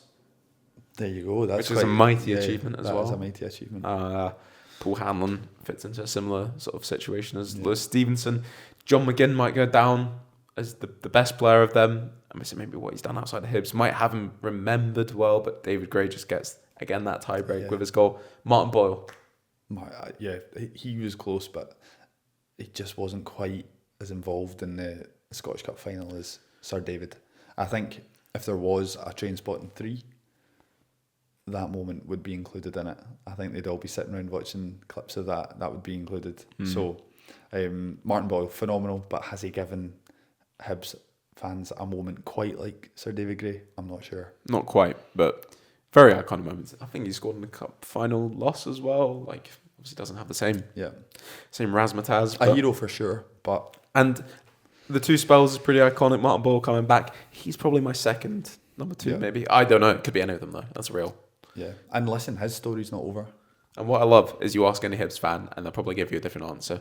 But I think they'd all have a little tear in their eye if they didn't say David Gray at the same time. So next time you're speaking to Lewis Stevenson, Paul Hannon, ask them. See who they choose. Wow, and if it's me, who's your favourite Hibs player last time? Me, yeah. They might do, but they might not. David Gray, they don't want to keep him on. Yeah. Some teammate. Right, ready for the next one? I am, yes. Alloa Athletic. There's only one man, Kevin Colley. No, has to be. Just retired this summer, and players don't get much more popular and iconic than Kevin Colley. Yeah, 502 appearances, Callum. 80 goals. Yeah. How many promotions? 3 promotions. Someone's done their research. The 2 of us. 3. That's 3-peat. The 3-peat for Kevin Colley. Now they've got another club with a lot of good candidates in there. We're huge Stefan Skugel fans around here. We are, yeah. Rolls Royce, I think I described him earlier in the podcast. He strolls at midfield. Yeah. Scotland under 21 player, very good. But yeah, still doing it for Alloa. As a Scott Taggart as well. Yep. Right back, real quality football player as well. Yep. And just like Hibs, their current manager, Andy Graham. Andy Graham, of course, as well. Brilliant shot on there. But Kevin Colley kind of defines what a legend is at a club. 15 years of Alloa and really defines what it is to be a wasp. Wasp. Exactly. A wee cartoon muscly wasp. Photoshop that in right now. Right, move on to our next team. Okay, Callum, who is the club legend of Arbroath Football Club? Most popular player for Arbroath in the last 10 years. It's got to be the bin man. Bin man Bobby Lynn. The bin man, yeah. Bin man Bobby Lynn. That is 374 appearances, Callum. Shall we go through his roll of honour? We should do. 374 appearances, 86 goals, 2 titles. 2. Almost led his team to the Scottish Premiership. Almost led his team to the Scottish Premiership. Not quite, but wow. And I was saying to you, Bobby Lynn, the season where Arbroath won League One, is the best lower league winger I've seen, probably full stop. 21 goals that season. Unfortunately, beat Rafe Rovers to the league title, but he was genuinely untouchable. And if I was an Arbroath fan, I'd have posters of Bobby Lynn on my wall. I'll tell you that much. Yeah, he's a genuinely quality player. And synonymous with it. That kind of probably Arbroath's one of their greatest periods in their history, really. Winning those 2 league titles. Yeah, League 2 followed by League 1. He definitely has to be. Also, really, he's so good that he managed to score a hat-trick just hours after getting whiplash in a car park in a car accident. That's how good he is. Did have a wee chuckle when we came across that article earlier. I mean, that's commitment to the cause, though. That man doesn't miss work. It really is. That claim that he submitted didn't quite successfully work, but his career did at Arbroath, so that's all that matters. Yeah, and I'm sure many are right back in League One down the years felt the same way after playing Bobby Lynn. Exactly. Whiplashed. Whiplashed, exactly. Yeah. I feel like I'm sort of, promoting Bobby Lynn too much here, if anything. But yeah, a brilliant player. Again, Arbroath, a team that had a lot of, solid stalwarts sort of down the years. But it's true. Even their manager, David Cole, just had his testimonial as well. But I think Bobby Lynn, just excitement factor in there as well. He's the kind of player you'll talk about. He's the kind of player you'll tell the grandkids about. Yeah, exactly. Trust me, I'll be telling my grandkids all about Bobby Lynn. So, right, on to our final team. You're wearing an Air shirt, but tell me, who's the most popular player that's played for Kilmarnock in the last 10 years? I think Yusuf Malumbo. That's such a fun shout, man. It is. It was so fun. I pronounced his name wrong there. Don't know why I stumbled over that. But Yusuf Malumbo. Yeah. What a player. I mean, Steve Clark. I think it had to be someone that featured in that Sorry, it had to be someone that featured in that era under Steve Clarke. Most definitely had to be. Yeah, it really did. And obviously, Malumbu, he came to Kilmarnock after playing for West Brom and thriving in the Premier League for West Brom. Most definitely. Was he going to be one of these players that comes to the Premiership from Scotland, from down south? And would he embrace? Would he embrace it? By golly, he did. He embraced that thing, didn't he? Yeah, unfortunately, from my point of view, he did so and did very effectively. But he was synonymous. He's exactly the kind of player that Steve Clarke loves. He ran the show for Kilmarnock in the midfield. Clearly a very, very good player, and I think Kilmarnock fans loved him for it. Most definitely, and they had such a good midfield partnership with Dicker and Power in there. But as soon as Malumbu signed, we've got to get him in there. He's got to be on the pitch, wherever it is. Put him at left back, put him in goal. He'd probably stand out, and the quality he had, and probably the best thing is how he came back as well. Kilmarnock fans loved him that short little spell, and he said, "I'm not done. I'm not fucking leaving. I'm not fucking leaving." Sort of Michael Jordan style. I'm back. Exactly. Yeah. That's all he needed to say. But also, like, shout out to Rory McKenzie as well. Don't get much more iconic. Down the years, hard-working player for them as well. Popular as anyone would get. Chris Boyd, good mention in there. Exactly. And I think Kilmarnock fans would... Interesting, my cousin didn't actually name-check him. We've got Stuart Findlay as well. Could have been there up until a month ago, apparently. Now he's obviously up ship and left. Exactly.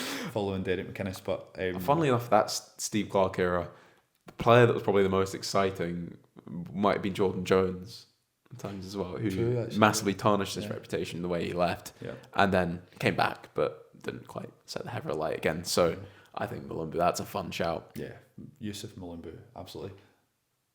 If we're going for fun shouts, Callum, sorry. Suleiman Koulibaly, just for pure impact. Just over a short period of time, unbelievable. But Yusuf Malumbu, he's getting the Kilmarnock trophy on this occasion. He's the Kelly King. The Kelly King. The Kelly King. If there's such a thing. Going to belong to George Stranger before too long. Stranger. As soon as we work out who that Stranger is, Oh, it's George Stranger. All right. I think that brings that challenge off to an end. Certainly. All right, we're going to go jump into the next one. This one, I'm going to actually change outfit for this one. We're back. I've changed outfit. Just like that. Click of the fingers. Yeah, looking good. You're looking very good. Do you like this? We match one, John McGlynn. That's pretty good, yes. Pretty good. Can't argue with that. Wouldn't win it myself, but... I was more... fair enough. But I was more concerned how John McGlynn's... Not saying John McGlynn's a big man, but I was a bit surprised how well his clothes fit me. Yeah. I sort of had a bit of a reality check. But also, John McGlynn in great shape. A few too many pints at Transmit, Callum. No. More the teeth than actually all that cider I was having. It was so hot. As soon as you bought a pint of like beer, it just immediately went too hot. Tasteless. Yeah, so I was sort of on the cider. But yeah. Anyway, John McGlynn, man, not having too many pints clearly because this fits. This is actually an XL, which is kind of wild. It's like maybe it's been stuck through the wash a couple of times. Maybe actually, I'm wearing a medium t-shirt and it's hanging out the bottom of it. It makes no sense. Anyway, I'm changed. I'm feeling good. I'm feeling sharp, and I've got a challenge for you, buddy. A bit of trivia, which is always your favourite. I do enjoy this. Yeah. Right. I'm gonna double check my numbers here. 8. She only gave you 8. You're meant to get 11. What are you on about? That's a shit joke. You can cut that one out. I'm not going to cut it out. I'm just like an idiot because I don't get it. You're not explaining it to me. The implication was you've got a list of female numbers in there from Transmit. Nice. Yeah, no, not plenty of them. But I do have a nerdy list of FCFL knowledge because that's what I want to do on a Saturday night. Oh, yeah, I know what I'd rather. Yeah. Playlists of SPFL players. Right. Fraser, you ready for this one? I'm so ready. There are 8 players in the Premiership and the Championship that have been at their club for at least 10 years. Can you name them all for me? Does this include, are loans included? As in, so say a player goes away and comes back, are you taking it? Yeah, that's fine. But I don't think that applies to anyone. But we're counting. We're not going to count if someone's been in a youth system. This is first team. Okay. From their inclusion in the first team. There's 8 of them.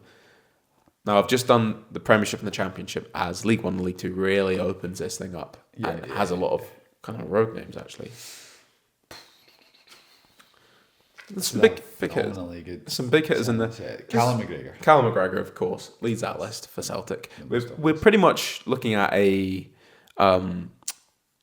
sort of testimonial challenge here, but they've not all had testimonials, which is maybe a bit of a hint I shouldn't have given you there. Yeah, that's really good actually. That's what it was gonna be that, but not all these players. Okay, so a lot of these players haven't had testimonials. What was that? Rory McKenzie. Rory McKenzie, of course. Kilmarnock just had his testimonial. It's James Tavernier. James Tavernier is, yeah. He's been at Rangers all the way since the Championship days. Yeah. Yeah, he definitely was there in 2016, so he must have been 2015. He's champion. Well, actually, I'll tell you, I've got a little lie. According to Transfermarkt, now when I read elsewhere, I thought it was a bit earlier. According to Transfermarkt, it was 4 days time from this that it was 10 years. Oh, right. But I don't believe that. I think he signed earlier. Yeah. According to Transfermarkt, And by the time he's like 9 years and 27 days. Yeah. So. Okay, so You've got 3. 3 testimonials. Who have we had? It's not the best way to look at it. Some of them. No, of course. This is going to be tricky. I'm gonna need to come in for some hints soon, but I think you can do a bit better on this. yeah, for sure. Well, a hint, I mean. I think The big names. Have we got some big names? One, definitely, yeah. There's another couple that are, like, definitely no. I need to think of clubs. They're all quite... 10 years is a long time to be at a club, no, by the way, because I was looking at other candidates on this.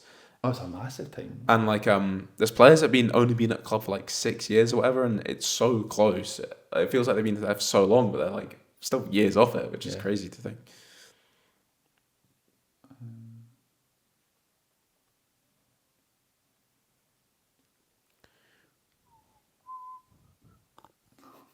This is going to be hard. There's no 2 ways about it.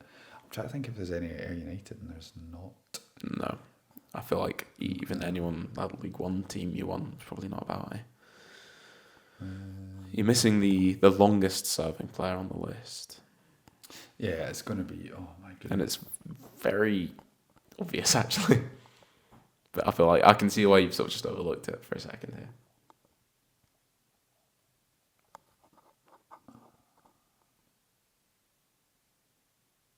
My brain's not doing well on this one. Let's think.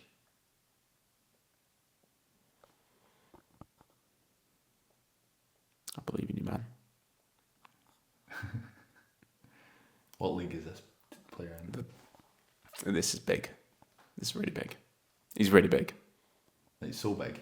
Yeah. For at least Celtic or Rangers big? He's very big. I don't want to give you too many hints. Like, he's massive. Possibly, like, Callum McGregor and James Tavernier push close, I guess, but one of the best careers on here. One of the best. So that's spoon feeding it. Anthony Ralston? No, he's actually, I think he's... He must be close. He's like the 4th, I think he's 7 years. Yeah. Oh my goodness, this is... Oh, right, he's got there. Yeah, James Forrest. James Forrest, 15 years at Celtic, of course. That's obvious. Took you a bit longer than it should do. It's just my brain's not like jumping out. Right, you've got the big names here. Yep. So there's going to be... let's think. Let's go through some clubs. Greenock Morton. I can't think of any players that are... Nah. They've got a lot of turnover at Morton. Yeah. It's going to be Premiership clubs, most likely. Right, on your list, you've got 4. You've only got 1 more Premiership one to get. 1 more? The rest is Championship. That's really quite interesting. Who went down from the Championship again? St Johnstone and Ross County. I think relegated clubs probably not the best to look at because they have a lot of turnover. I know, but it's surprising that... Can we go back a month and take Stuart Bannigan? Fortunately not. Good shout though. Yeah. So, Fairland, who've they? Kyle Benedictus. Not even there, mate. Really? He was at the Rovers for longer. Really? I think even if it's a horrible shout then. I think if you even Carl Benedictus' time, if you said he'd stayed at Rave this whole time, There was one in my head. he would make 10 years.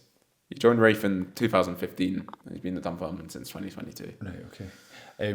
Lewis Vaughan came into my head at the start of this. Lewis Vaughan is very correct, yeah. Is correct. I was going to think maybe, because he went on loan, but you're including... Yeah. So, right, that's fine. 2012, Vaughan's been there. There you go. He came career. into my head when you were doing the intro, and then he went out of it. But, okay, Lewis Vaughan. Best player on the list. Lewis Vaughan, I'm saying. Yeah. I wasn't saying I was it. trying to think if I come back there. I couldn't. Are there any more? I don't think there's no more at Wraith. I'm not giving you any hints, mate. No hints. So how many have I got? 5 out of 8. Yeah. I need 3 more. Come on, man. One more Premiership player. Is this when you wanted some hints? We've actually mentioned one of their names in this, and we mentioned his testimonial. Yeah. In this podcast. I know we did. I know, and that's why it's...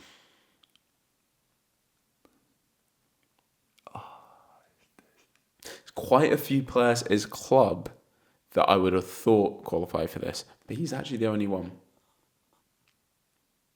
We did, and it's really annoying me that I can't think of who we were talking about. There's other players in his team, 2016, 2017, one of his teammates joined it, and they've been a real settled sort of core. He's been part of a real settled core for his club. I don't know why that took me 3 attempts to say that. Who would that be? We've mentioned his testimonial in this video. Yeah.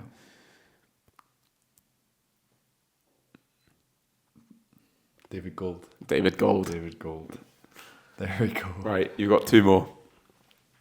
From his club? No. Oh, I thought you... Because Tam O'Brien and Colin Hamilton, 2016, 2017. Oh, right, okay, yeah. You've got one more player that plays for a club that one of the players played for. Okay. Who have I had so far? Tavernier. Rangers could... They've not had anyone else since the Championship days. They'd have to be someone that played the Scottish Championship for them. So that squad's... So it's not... No. We can rule them out then. Celtic. Who's... James Forrest, Callum McGregor. Anthony Ralston's next, but he's not 10 years. Right, okay, so we can Good rule guess, them though. out. Who was Lewis Vaughan?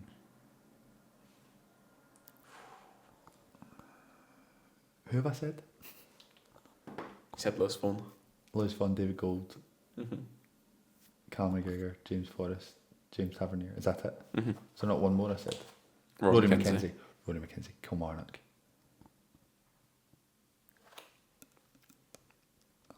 Got a pen on my finger. Just whilst I'm waiting for you to have a think here. Come on, give me. You've got one more Championship and one more Premiership.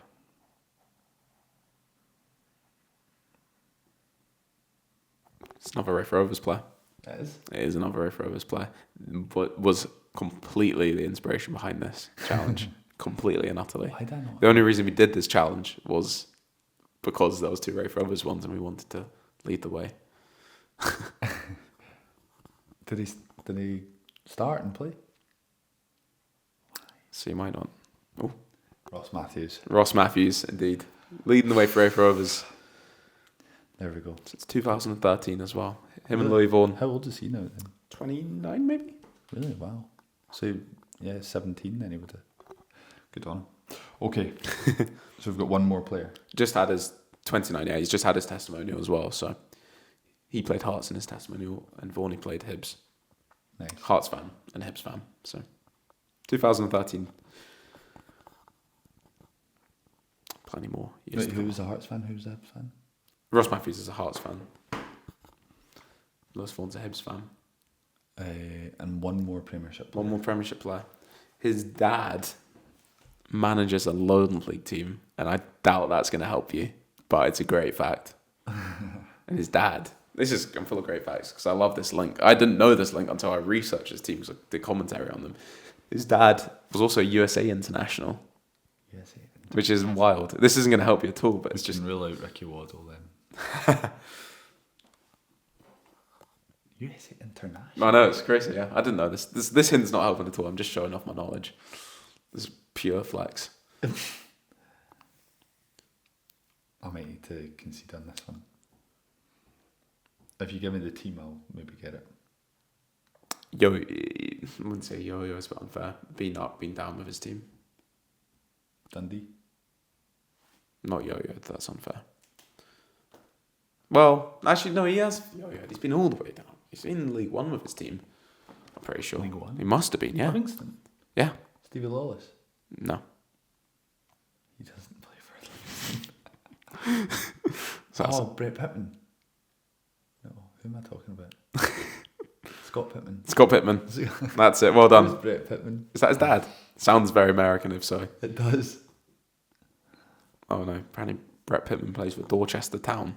Oh, yeah, an Shaftesbury. ex-baller in England. Well, he played 56 games. Played 38 games and scored 56 goals for Shaftesbury. Wowza. Someone was getting shafted. So tell me who Scott Pittman's dad is. Obviously, Mr. Pittman. Mr. Pittman actually manages the team that, quite coolly, Scott Pittman played for in his younger days, Broxburn Athletic. That's quite cool, yeah. They're on the up, our Broxburn. And his dad, Steve Pittman. Well, Steve Pittman's the man possibly behind the success of Broxburn. If you've not been following Broxburn, who are going to be a very good team this season. He's been managing Broxburn for a long time, 2009, 2015, left there, and then went back in 2023 and got them promoted to the Lowland League. It would have been that era then, where Steve managed his son, Scott Pittman, There you go. in the juniors. So then obviously had a brilliant rise. I think very much impressed that level. Got his move up to Livingston, where he's been for 10 years now. But Steve Pittman, from North Carolina, Wilson, North Carolina, 3 times capped by the USA, and is the manager of Broxburn Athletic, What a Wikipedia who page will certainly be looking to make their way into the SPFL. They've got a really good squad from last season. Yeah. Signed well as well, Louis Kennedy in there, so we're getting distracted. I'm getting distracted again. You're just sat there smiling. We've got one more challenge to come. We do. You're buzzing for this. You're buzzing for this one. excited for this one, Buzzing for this one. We've got the list here. Fraser.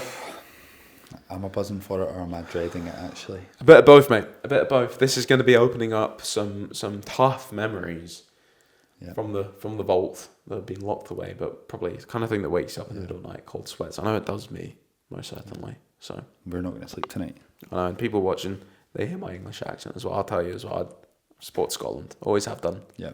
Got family links.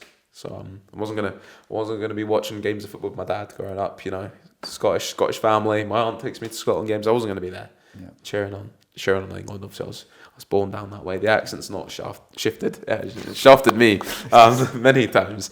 But cut you and you bleed tartan. Exactly. Always two always ways about Scotland. So been through the majority of these to come. Fraser, tell us what the challenge is going to be, please. So, Callum, maybe a challenge is the wrong way to put it, but we are going to rank from 5 to 1, from the least to the most heartbreaking, Scotland's biggest heartbreaking moments in history. We did consider calling this Bottle Jobs, but we've switched to Heartbreak, so it's not too embarrassing. But we're going to start off then with number one on this list. Number one on this list is a double header, Scotland against Georgia. Yep. We've put these together. Scotland on 2 occasions, Callum. Georgia have broken our hearts. In 2007, I was a young 9-year-old. I wasn't quite aware of Scotland's failings at that point, but boy, was I about to be introduced to it. And in 2015, lightning struck twice as Scotland went over to Georgia with expectations, hopes, high as a kite, and we came back tail between our legs. The reason, however, we put this in 5th place is because on both occasions it wasn't fatal to our qualifying campaigns. It was crucial, and in the end it was fatal, but we still had the buffer of a couple of games afterwards. But in 2007, our younger viewers might not... Well, we'll paint the picture here. You got both World Cup finalists in your qualifying group. You do the impossible, beat France home and away. Georgia's the stumbling block. Yeah. So we're playing 2 teams in the group go through: Italy, France, Ukraine, Scotland. Group of death at the start. And Georgia. Yeah, exactly. We didn't even have a hope in hell. But what did Scotland do? We went and beat Ukraine at home. We beat France at home. We beat France in Paris. We put ourselves in pole position. We had 2 games left. What did we have to do? Win 1, either against Georgia away or Italy at home. The world champions. The world champions. That's okay. Georgia came up first. The minnows of Georgia. They were playing 16, 17-year-olds. But what happened? Scotland, we put on our maroon kit and we got turned over 2-0, a goal in each half. And we went into the Italy game needing a win. A draw even would have been okay if France had lost to Ukraine. They didn't in the end. We lost to Italy. Put a mighty battle up though in that game. We really the dying did. embers of that one, and just coming in the back of a result like that against Georgia though was the worst way to do it, and goes down in the history books, as did the second one. The second one was Deja vu. This one, Electric Boogaloo. Here we go again. it wasn't quite, if we set the picture here, it wasn't quite the stellar campaign, but we'd done well. We'd got a good result away in Poland. We'd done well to beat Ireland 1-0 at home with Classic, yeah. We'd drawn with Ireland away. We'd put ourselves in a good position. All we had to do, Callum, was beat Georgia away from home. And what did we do? 8 years after that night, that fateful night in Tbilisi, we went back, did the same again. This time we kept it a bit tighter at the back. Lost only 1-0. Only 1-0 against Georgia. And it was to some slightly older players as well, so it was less embarrassing. They weren't 16 anymore, these kids. They were 23 years old, yeah. They'd grown up and used their experience from before to do it again. Saved it for that, yeah. And put a pin in all my fun and expectations. I went to Euro 2016. I went to France. Scotland weren't there. You were there though, bringing the party. My flights were booked before this game. So that was my disappointment. What's up next on this list? Now this one at 4, Scotland women 3, Argentina women 3, the 2019 World Cup, Scotland women's first appearance at World Cup finals. So needed the win to get through the group. Would have been fantastic. 3-0 up and against Argentina. What could go wrong? Honestly, Cal, I remember it vividly. We were cruising. Erin Cuthbert masterclass, 3-0 up, 70 minutes on the clock. What happens? We concede 1. That's okay. That happens. We've still got 20 minutes. At least Argentina got their World Cup goal. You know, they were getting knocked out anyway. So exactly. They won. They were just playing for a bit of pride, get a goal, happy. The beauty of this, Callum, is the third team in the group could potentially go through. We've stormed on, scored 3 goals. We've got a great goal difference. We're guaranteed to go through. Concede 1. That's okay. That's fine. We're still 2 up. What happens then? A worldie of a strike from outside the box from Argentina. Ricochets off the crossbar, hits the back of Lee Alexander's head and into the goal. It's very Scotland. Very Scotland, but it's okay, Callum. It's fine. We're in the 95th minute. Surely, Fraser, tell me we're home and dry into the knockout rounds. 95th minute, 3-2 up. What happens? Well, Callum, a VAR decision in the box. Sophie Howard lunges in on the Argentina attacker, but it looks like, Callum, she got her studs to it. It looks like she got her studs to the ball. Yes, she took the woman, but did she take the ball? No, she didn't. Penalty. Nightmare. But Callum... You're not telling me. Did Argentina score this penalty? Callum, you'll never believe it. It was saved. To the knockout rounds we go. What a brilliant save, eh? Hold on, Callum. Oh, they didn't... VAR again. Lee Alexander had encroached on the penalty. She was 1 yard off her line. Argentina had another chance. But Scotland, we're not dead and buried yet. When she saved it once, you can save it again.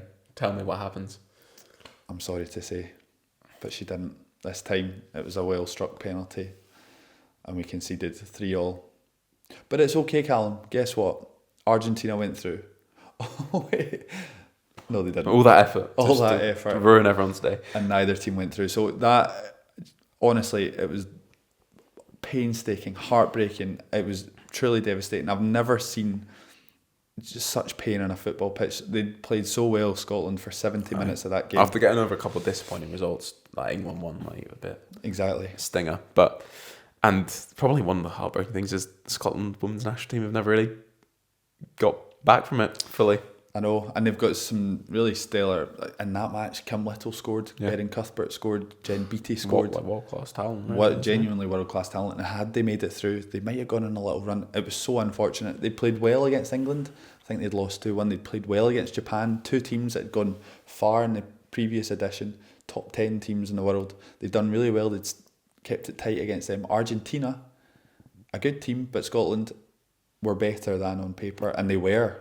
There's no doubt about it. For 70 minutes of that game, they were so much better. But just as we like to do as a nation, Scotland, I think we just got a nosebleed at that point. Scotland to win and go through in a World Cup. No, not on this occasion. Right, we'll move on to the next one on this list. In the middle here, it's slightly before our time, but unfortunately, quite embarrassingly, it's still our last World Cup appearance. Our last game in the World Cup was a 3-0 loss against Morocco. Yeah. This one, we're passing it on to the men this time. To the men. Third match day of the group stage. Scotland had done fantastically well in the opening game of the World Cup. John Collins had opened the scoring against Brazil to make it 1-0. They went down 2-1, but that's okay. That's Brazil. It's Brazil. Best team in the Norway world. In match day 2, got a nice draw. So Scotland were positioned well. Norway had to play Brazil and France. Norway's not beat Brazil. Scotland had to play Morocco. Scotland fans would have bitten your hand off for it at the start of the tournament. A 1-0 win, just, nick a goal, Kevin Gallagher, John Jury, anyone, just grab a goal and defend tightly. What happened, Callum? Got pumped. Fully got pumped by the Moroccans. 3-0. This was before Abel Tarat's days as well, I'll tell you. Hakimi was not even, I don't even think he was on the planet. Ziyech was a speck in his father's eye. Well, he's probably born, but... Bonu wasn't in goals. Listen, we're probably doing a disservice. This is unfair. Morocco are clearly a good Scotland team. should not been getting pumped. So much hype in that tournament to go out like that. And the saddest thing is, that's still our most recent World Cup game. Exactly. You look at Scotland's recent fixtures. If we do qualify for a World Cup, knock on wood, you'll look back at the form guide. Last World Cup games, 3-0 Morocco. Morocco, yeah. It's better to turn that one over, hopefully. Would you like a little bit of solace to take away with you tonight? I can give you the slightest speck of... This is only going to get worse. Norway beat Brazil, so it wouldn't have mattered. Who would have thought? Norway playing Brazil, Scotland playing Morocco, and Norway beat Brazil to go through. So Morocco didn't even get through. That makes me sad. All right. If you're at least going to ruin someone's day, at least make sure they get through Argentina. I'm looking at you. Right, should we move on to the second last one on this list? This is a bold one. A lot of people will remember this for being the most painstaking moment in their football memory. Hampden, Lee Griffiths, Saturday. It was all poised for being the greatest moment in every single man in Scotland and women's life at that point in time.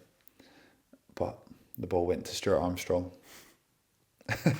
2-1 to Scotland. Lee Griffiths has stuck the ball in the right hand corner and the left hand corner of Joe Hart's goal with free kicks, and then in the 94th minute, was it? Yeah. So we all know what happened. Yeah, England score, Harry Kane, 2-2. I was there for this one, Fraser. You were in the pub for this one, and I've never seen scenes like this in a football ground. Honestly, I tell you, the first one went in, everyone went mental, ending up 3 rows in front of you. Lee Griffiths wins another free kick. Still celebrating, by the way. Puts the ball down. I'm the other end of Hampden. Hampden's not a great stadium for your view. I'm looking across. He's not shooting here. Surely not. That distance. It looks so far out. He's going to cross it in or something. He puts it down. I'm like, he's going to shoot here, isn't he? 0% chance he scores. Second that leaves his boot. Flies in top corner. People end up 3 rows. There's 6 rows in front of them now. Mental. Never seen anything like it. There's this atmosphere, this buzz in the ground, and it's sort of resonating onto the pitch. Kind of a bag of nerves because we're like, there's still 2 minutes here, but we're still singing, loving it. Stuart Armstrong gives it away. Harry Kane scores. Someone has never put a pin in an atmosphere more than that, Fraser. People were all just stood there in utter disbelief because we kind of needed a win. It felt like the qualification campaign was done without a win. In the end, we ended up bottling it again against Slovenia, which just misses out on this list. But that moment, just from pure elation to the bubble being burst, when 10 minutes before you probably would have taken a draw, 10 minutes later, a draw was the worst result at that time that I could ever imagine for Scotland, and just what could have been the most legendary story. Honestly, I just looking back at that, we've seen it so many times, people saying Stuart Armstrong, even if it had gone out, Chris Martin was heading down the left wing, Stuart Armstrong was down the right wing. If Chris Martin had been given the ball, he was practically one-on-one with Joe Hart. Couldn't have just done anything. Just I do feel a bit bad for Stuart Armstrong. People don't forget it. You can see what he was trying. It was silly. I think he was caught in this whole atmosphere, as was a number of players that joined in for a plethora of mistakes. For that goal and listen, we've got to hand it. Was it Raheem Sterling who whipped that ball in from I want to say it was Oxlade-Chamberlain. Was it Oxlade-Chamberlain? It could Might have be been wrong. Who's a player I quite like, and like, broke my heart. Not anymore. We don't. No, not after that, didn't. But Harry Kane is not someone I like. What a finish! What a ball that was. Easy when your goalkeeper's just sort of swinging around on his heels. Yeah, that it was. Truly heartbreaking. And what? Do you know the funny thing about this is that I still look at that the second that Lee Griffiths' second free kick went in, that was the greatest moment supporting Scotland. For only 5 minutes later, for it to be the worst. Moment. So we'll put that in at second. Yep, I'll take us on to the last one here. We've probably got a lot of honourable mentions. This has been a sad challenge, Fraser. It's really getting my mood down. We've not mentioned Slovenia. We haven't. Well, we mentioned it briefly. Yeah. It could have been Slovenia. It could have been Ukraine, World Cup qualifier. It could have been Germany, first game of the Euros. It could have been Poland at Hampden. That was another occasion where the hopes were high and the reality was it could have been low. It could have been Greece at Hampden. It could have been Ireland away. Yeah. 3-0. Michael Obafemi, remember that game? Barely. That was tragic. Wiped that one from my memory. Could have been Kazakhstan. Oh my goodness, how we didn't even mention Kazakhstan in this thing. That's more a capitulation than a heartbreak. That was, I was heartbroken. I know, we can come back to capitulation next. Yeah, that was just capitulation. Horrible watching. Could have been the 1978, 1982 World Cups. Some disappointing results. We mentioned it. Could have been Italy as well. But the final one on this list is the most recent one on this list, and it is Hungary in the European Championships. Yeah. I've really brought the mood down now, haven't I? I don't know what to say. So we're pushing. We need a winner in that game. We're pushing late on. The lads have shown a bit of promise late on to try and get out this group. A draw probably wouldn't have been enough, but we're looking like we're likely to get a goal for the first time we're creating something in this tournament. And then Hungary got up the other end and ruined the dreams. Fraser, where were you for this? I was in the Merchant City, and honestly, I've never experienced an atmosphere like it before out with Hampden Stadium for a Scotland game. The place was bouncing. My final candidate, by the way, more misery for you, was either going to be Patrick Schick from his own half or Luka Modric. That was the one in my head as well. I completely forgot about. But sorry, go back to where. Take me back to the Merchant City, please. Merchant City. We turn up. It's a sunny Sunday. It's brilliant. Scotland have done. We've had a poor start. Yep. In the Allianz against Germany, but we've brought it back. Show a wee bit of character. Switzerland. Scotland's talisman. We did show character. Anthony Ralston's mistake unfortunately led to a worldie from Shaqiri, but we're still in this. It's one each. All we need to do is scrape a 1-0 win against Hungary. You didn't need to name drop Anthony Ralston like that. Sorry. Who played really well in the end. Actually played quite well in that match, but his pass let him down. However, the fans, the optimism through the roof. We're playing Hungary, probably the weakest team in the group. We've got the firepower. We can take it to Hungary. And which we do. We pass the ball about beautifully in the first half. We don't do much with it, but we were the more dominant team in the second half. Then we start to turn the screw. Steve Clarke sniffs, he smells an opportunity. So what does he do? He throws on some players and Scotland go gung-ho. And the ball goes through. Stuart Armstrong, one-on-one with the goalkeeper. And he goes down like a bag of potatoes, ton of bricks. What's the phrase I'm going for? A bag of shite. A bag of shite. Under a stonewall penalty. The place erupts. Merchant City going absolutely wild. The referee waves on. Alan Shearer even said it was a stonewall penalty. And I do believe it was a stonewall penalty. But we're still in it. We're still pushing. It looks like Scotland are going to go on and at least get a draw. However, yeah, that wasn't to be. And I could almost rank these moments on how quiet were you after it happened. It's probably how we came up with this order, actually, as just standing there. I was in a pub in Edinburgh in complete silence, and everyone around me in silence, just looking down like, what on earth's happened here? Well, if you consider it, people like all the Scots that were out in Germany, rumoured to be 200,000 people, everyone in that room in the Merchant City, everyone in Edinburgh, we were planning round to 16. It's there. It's potential. Built us up. Gave you that hope. Yeah. Just to tear it away. Exactly. And that's the competition in that moment over. Ended for Scotland. I think I just trudged off to a pub after that. I had the saddest, most silent. I was with my flatmate and had the saddest pint of Guinness. Just dropped the tear into it. We didn't really say a word, and then just went home. So, and again, as the theme has been for this particular challenge, Callum, Hungary didn't even go through. They couldn't even let us just have that. Just one wee goal to let us go through. Thanks, Hungary. Yeah. So, one of the most, well, definitely the most disappointing Scotland moment, heartbreaking Scottish moment in football history. So that's been episode 22 of Joga Bonito. This is what happens when Luke's not here. We just get somber and cry. So there's been a pineapple here this whole time. There has. Yeah. What's that about? We didn't move it. It's just been there. We haven't actually moved it. We could cut it, I guess, now. I'm really looking forward to cutting that. Less than £1 for that. Bargain. Imagine something coming from probably, I don't know, Jamaica, Bermuda. Wild. How do you think? Costa Rica. Make all that money up. And it cost me less than £1. Camping old, mate. No, From so under the sea. this is very true. This is actually partly inspired when I saw it. So keep it in here for any How I Met Your Mother fans. So they've watched this whole thing. Someone's probably surely one person has watched this and been like, whoa, do they know about the How I Met Your Mother reference? Of course we do. Neil Patrick Harris is sitting watching going. Well, my favourite thing about this episode, so anyone that doesn't know How I Met Your Mother, to finish this off, especially as we're a podcast, and a brilliant podcast a minute, is called How I Made Your Mother, which recently started with Josh Radnor. Carterbays. Oh, no. They don't go into too much detail. That's exactly what they do. About every episode of How I Met Your Mother, and as a big fan of it, I've been loving it, just sort of reliving it. I've actually been, they've gone through every episode. There's going to be a lot of episodes, but I've been rewatching as they do it. Spoke about the pineapple incident, first series episode, and in the episode, Ted, the main character, the I in How I Met Your Mother, goes for a night out. So I'll paint the picture for this very quickly. People click off the video now if you don't want to hear this. It's just going to be How I Met Your Mother chat now. So he goes for a night out, has a lot to drink, and which isn't usual for him. He was told to do it by his pals. Wakes up in the morning with a woman in his bed, but also a pineapple sitting by the side of the bed. And they're trying to piece together. They did this before The Hangover came out, but it's the plot of The Hangover. So this came first. They're repiecing this night, what happened. And the character Marshall in it, played by Jason Segel, is just absolutely obsessed with the pineapple. He's like, they're like working out with the goal as everyone's so excited. He just bangs, he's like, but the pineapple, where's the pineapple from? And you never find out where the pineapple is from.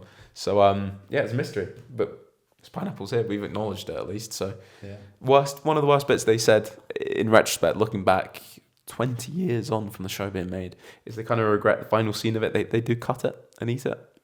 Do yeah, and he said, kind of looking back, kind of the mystery of the pineapple just being kept intact, but also it was kind of to have like a little friendly scene at the end. So when you said we'll cut this pineapple, we'll do that after we finish shooting, because people need to think this pineapple is a mystery, because it is, and it's going to be in the TikToks hopefully. Maybe exactly, and maybe it'll be here for episode 23. Luke, Luke, how you been? Luke, who do you think is going to win League One? That's your best. That's classic Luke. Best analysis, yeah. Thanks, Luke. Thanks for the update there. Well, Luke will be back next week, episode 23. And Luke's going to get punished as well for not being here today. He often does the Instagram posts, and every single time we do an episode, we put a song, if we can, with a bit of the title of the number of the episode in there. So, 19, not 19 forever, of course. 17 going on, but 22. We've got 2 solid shouts for this, by the way. We know who he's going to go for. We've got Taylor Swift, and we've got Lily Allen. And as his punishment for not being here, I'm going to do it, and I'm going to do Lily Allen. Luke will not be happy with it. I would choose Lily Allen. He's had a couple Taylor Swift songs on there, and he's a big Taylor Swift fan. So, Luke, if you are watching, hopefully he's watching. If he's not watching, if Luke's girlfriend's watching, she watches more than Luke. That's true, actually. Please tell Luke. Kate, shout out to you. Kate, if you're watching, I'll be having a good time in Canada. Luke, I'll be having a miserable time in Grangemouth, wherever you are right now. No, I'm kidding, Luke. I love you. We just miss you here. But no, it's going to be Lily Allen, because Lily Allen's just what an artist. Fantastic, actually, yeah. I always remember when she took a retirement to open up a fashion shop. Yeah, why not? And I thought that was the biggest thing in the world when I was a kid. Crazy. But yeah, it's not fair sometimes. 22. I'm looking forward to that one. It's in the books. Yeah. It's been a pleasure. Joga Bonito. Good job. I'm shaking hands. It's finito. It's finito. Don't go changing. I know, it feels weird doing that, doesn't it? I know, don't go changing. You've got to salute the camera. Don't go changing. There we go.